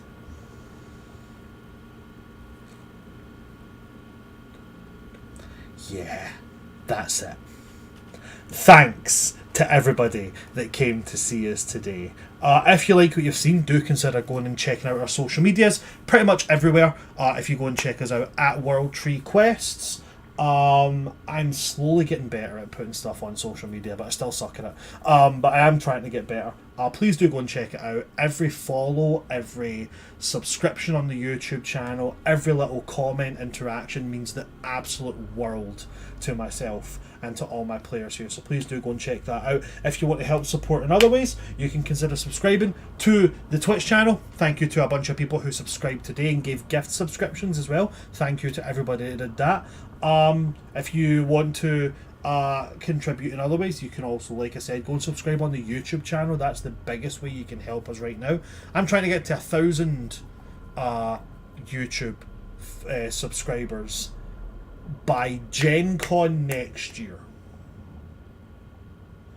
If I can get that, I'll be fucking over the moon. I'll table flip at Gen Con. I'll fucking do it.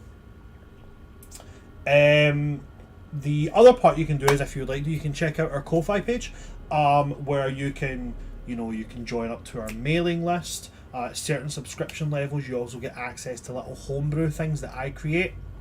It's well worth it personally, from my point of view. And I'm going to start putting up subclass and race and all those kind of homebrew things that I've created. So if you want to get a hold of them and use them for your campaigns and your home games, you can buy them on the Ko-Fi page. The first thing that's going up is going to be the Mechgineer subclass that I created for the Artificers. You can make a mech, you can outfit it with a number of weapons, you can choose what powers it, and you can even self-destruct the motherfucker and blow some people sky high. It's a fun subclass. Other than that, you can go check me out at Son of Asgard on my social media and TikTok. I'm getting back into it. I've got a lot of drafts. That's it for me. If you see any of my other social medias, no you didn't, my mother is an Irish Catholic. I'm going to pass on to Kyle. Anything you would like to plug at all? Just the usual. If you want to see me be potentially soppy or terrifying in equal measures, come find me on Start Playing as a DM. I run paid campaigns in which that I will take you through a myriad of adventures. You can request a specific one, or we can work together on come up to one. I'm looking to do a new Sunday campaign at some point, so that'll be freshly opening up soon. So by all means, come and message. Or there are also some that are still open. That'll be all for me. Fantastic, thanks very much. What about yourself, Danny? Anything that you would like to plug at all? You can always find me at Lawless Aries Cosplay on TikTok. And if you want to find some jewelry stuff that I've been making and posting, you can find that at Magpie Finds Jewelry on Instagram. Soon to also be an Etsy page when I actually get the time to upload all the pictures. Get them uploaded. Keep an eye out. We want to see. Because I will be buying something. Oh, thank you. I'm working on it. Moving on, thank you very much for that, Marisol. Moving on to yourself, Tom. Anything that you would like to plug at all? Yes, hello everyone. I'm That One Warlock. I make the saddest characters you've ever seen on the internet. You can find me across all the social medias at That One Warlock. I'm in a plethora of actual plays throughout the week that you can find me. On Monday, I'm with our lovely Madness Diamond on the Star Shard Stories Twitch channel in a game of Werewolf the Apocalypse, where I play our nerdy-ass Theruge Glasswalker Travis the Archaeologist. On Tuesday, you can find me on Game Raider Girls Twitch channel playing as a different kind of archaeologist, the Druid Backer, who wild shapes exclusively into dinosaurs. He was just told that his dimensional tether to his home where his wife is just severed, and finding and getting back home is like getting to one side of a snowflake about a mile away in a blizzard while he's stuck on another snowflake. So it's damn near impossible. But we're gonna figure that out. And then on Wednesday, you can find me on the Dice and Autism Twitch channel playing as everyone's favorite werewolf Dilf, Connor Hottison, the Bloodhunter Barbarian, who we just kidnapped a god yesterday. So that's something that happened. don't know what the ramifications of that are gonna be, but we'll find out. And then here, you can find me every Thursday with all these lovely, lovely individuals and our lovely DM. And yeah, that'd be me. Fantastic. Thank you very much there, Tom. Diamond, anything that you would like to plug at all? Hiya, my name's Madness Diamond. I have a cat. Her name is Ichigo, but you can call me Diamond.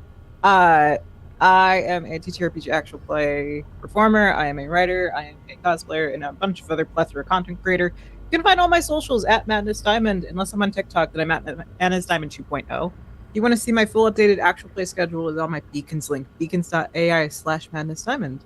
But I usually try to post my other socials if I'm in a one-shot or a short series, or if I'm just kind of popping up somewhere. But on Mondays, you can in fact find me with that one Warlock over on the Starfield, where we play Werewolf the Apocalypse W5, which is Guardians of Neptune's Cairn is the name of our chronicle, where I play Swire Suncrest, the Ragabash Silverfang. And then on Tuesdays, you can find me over on the Darren Games Twitch channel with our lovely Selkie Cove, where we play Emerald Sanctums, our multi-splat World of Darkness game, where I play Bay, the very human hunter who is very squishy and might, call Apollo collect next session. And then on Thursdays, you find me here playing Melusine Vestra on World Tree Quest, your lovely Battlemaster Fighter Barbarian, whose love life is just catching strays, quite literally. Pretty much that's pretty much what it is right now. And last and most certainly not least, Selkie, anything that you would like to plug at all? Hello. You can find me pretty much everywhere at Selkie Cove or Selkie's Cove, just depending. If you want to know about any of the one-shots that I'm in or limited run games, you can find that on my Twitter. I might actually be in a new 8-episode limited run series here soon, so keep an eye out for that if that ends up happening. I will get to play something just as unhinged as I do everywhere else. The last time I did a limited run game, I was a murderer. And I got to live that life, and I ended up as a god. So that was nice. But regularly, you can find me on Tuesdays with Madness Diamond, over on Dinner and a Game, playing in Emerald Sanctums, where I get to play Fiocra Mirin, who is a pirate captain, from the 1700s. Fia is very different from Reaver, though there are similarities. But we are getting into that story. He is, in fact, a gator boy, a gator shifter, and doing his goddamnedest to exist, and it's a time. And then you can find me here on Thursdays playing Echo, who is also just existing. That is all they're doing at the moment, and it scares poor Malith to death. But don't worry, we'll pester Malith next session for conversation that he definitely won't want to take part in. And then every other Friday, you can find me on Dinner and a Game, playing in a Cyberpunk Red game. Where I get to play Jester, who is a rocker boy, who last session, gore warning here, ripped a guy's skull from his neck by pouncing on him from the ceiling. He's a little unhinged. He is a serial killer. I love him to death. He is baby. I'd say that with all of the sarcasm in the world. He is just a serial killer. But he just happens to have glitter. And then you can find me on Saturdays playing the antithesis of that, which is my vampire, my Toreador Amaranth Fane, who currently has a 9 in humanity, but that is very unlikely to stay in the next 2 sessions, so if you want to see her actively dip in humanity, these next 2 sessions are where you're gonna want to be. Because it will be brutal, it will be visceral, and if she starts taking after the family, that is going to be a problem for everyone involved. I'm done. That's certainly a whole load of words that meant just a lot of murder. Yeah, I kill a lot. Do go and But I check do it out all fun. these wonderful people. I love how you guys have got like so many games going, and I'm just sitting here like, I have one character I want to play. If anybody runs a D&D game, like, and you want a Furbolg druid, just like give me a shout, please, because I'm desperate. I just want to play a big cowboy druid. That's it. Like, He's a cowboy, not a cowboy. Anyway, that's it from all of us here. That's it from my players, so that's it from me. Thank you for coming to see us today, folks. I've been your DM of Doom, Son of Asgard, or World Tree Quests here on Twitch. With me today, we've had my lovely cast. We have had Just Kyle. We've had Lawless Aries cosplays. We have had that one Warlock. We've had Madness Diamond 2.0, and we've had Selkie Cove. From all of us here at World Tree Quests, good night, stay safe, be nice to the person you like. Sometimes they might even take their head off and let you ride inside them. And also, don't pull a finny. Good night, folks. Good night.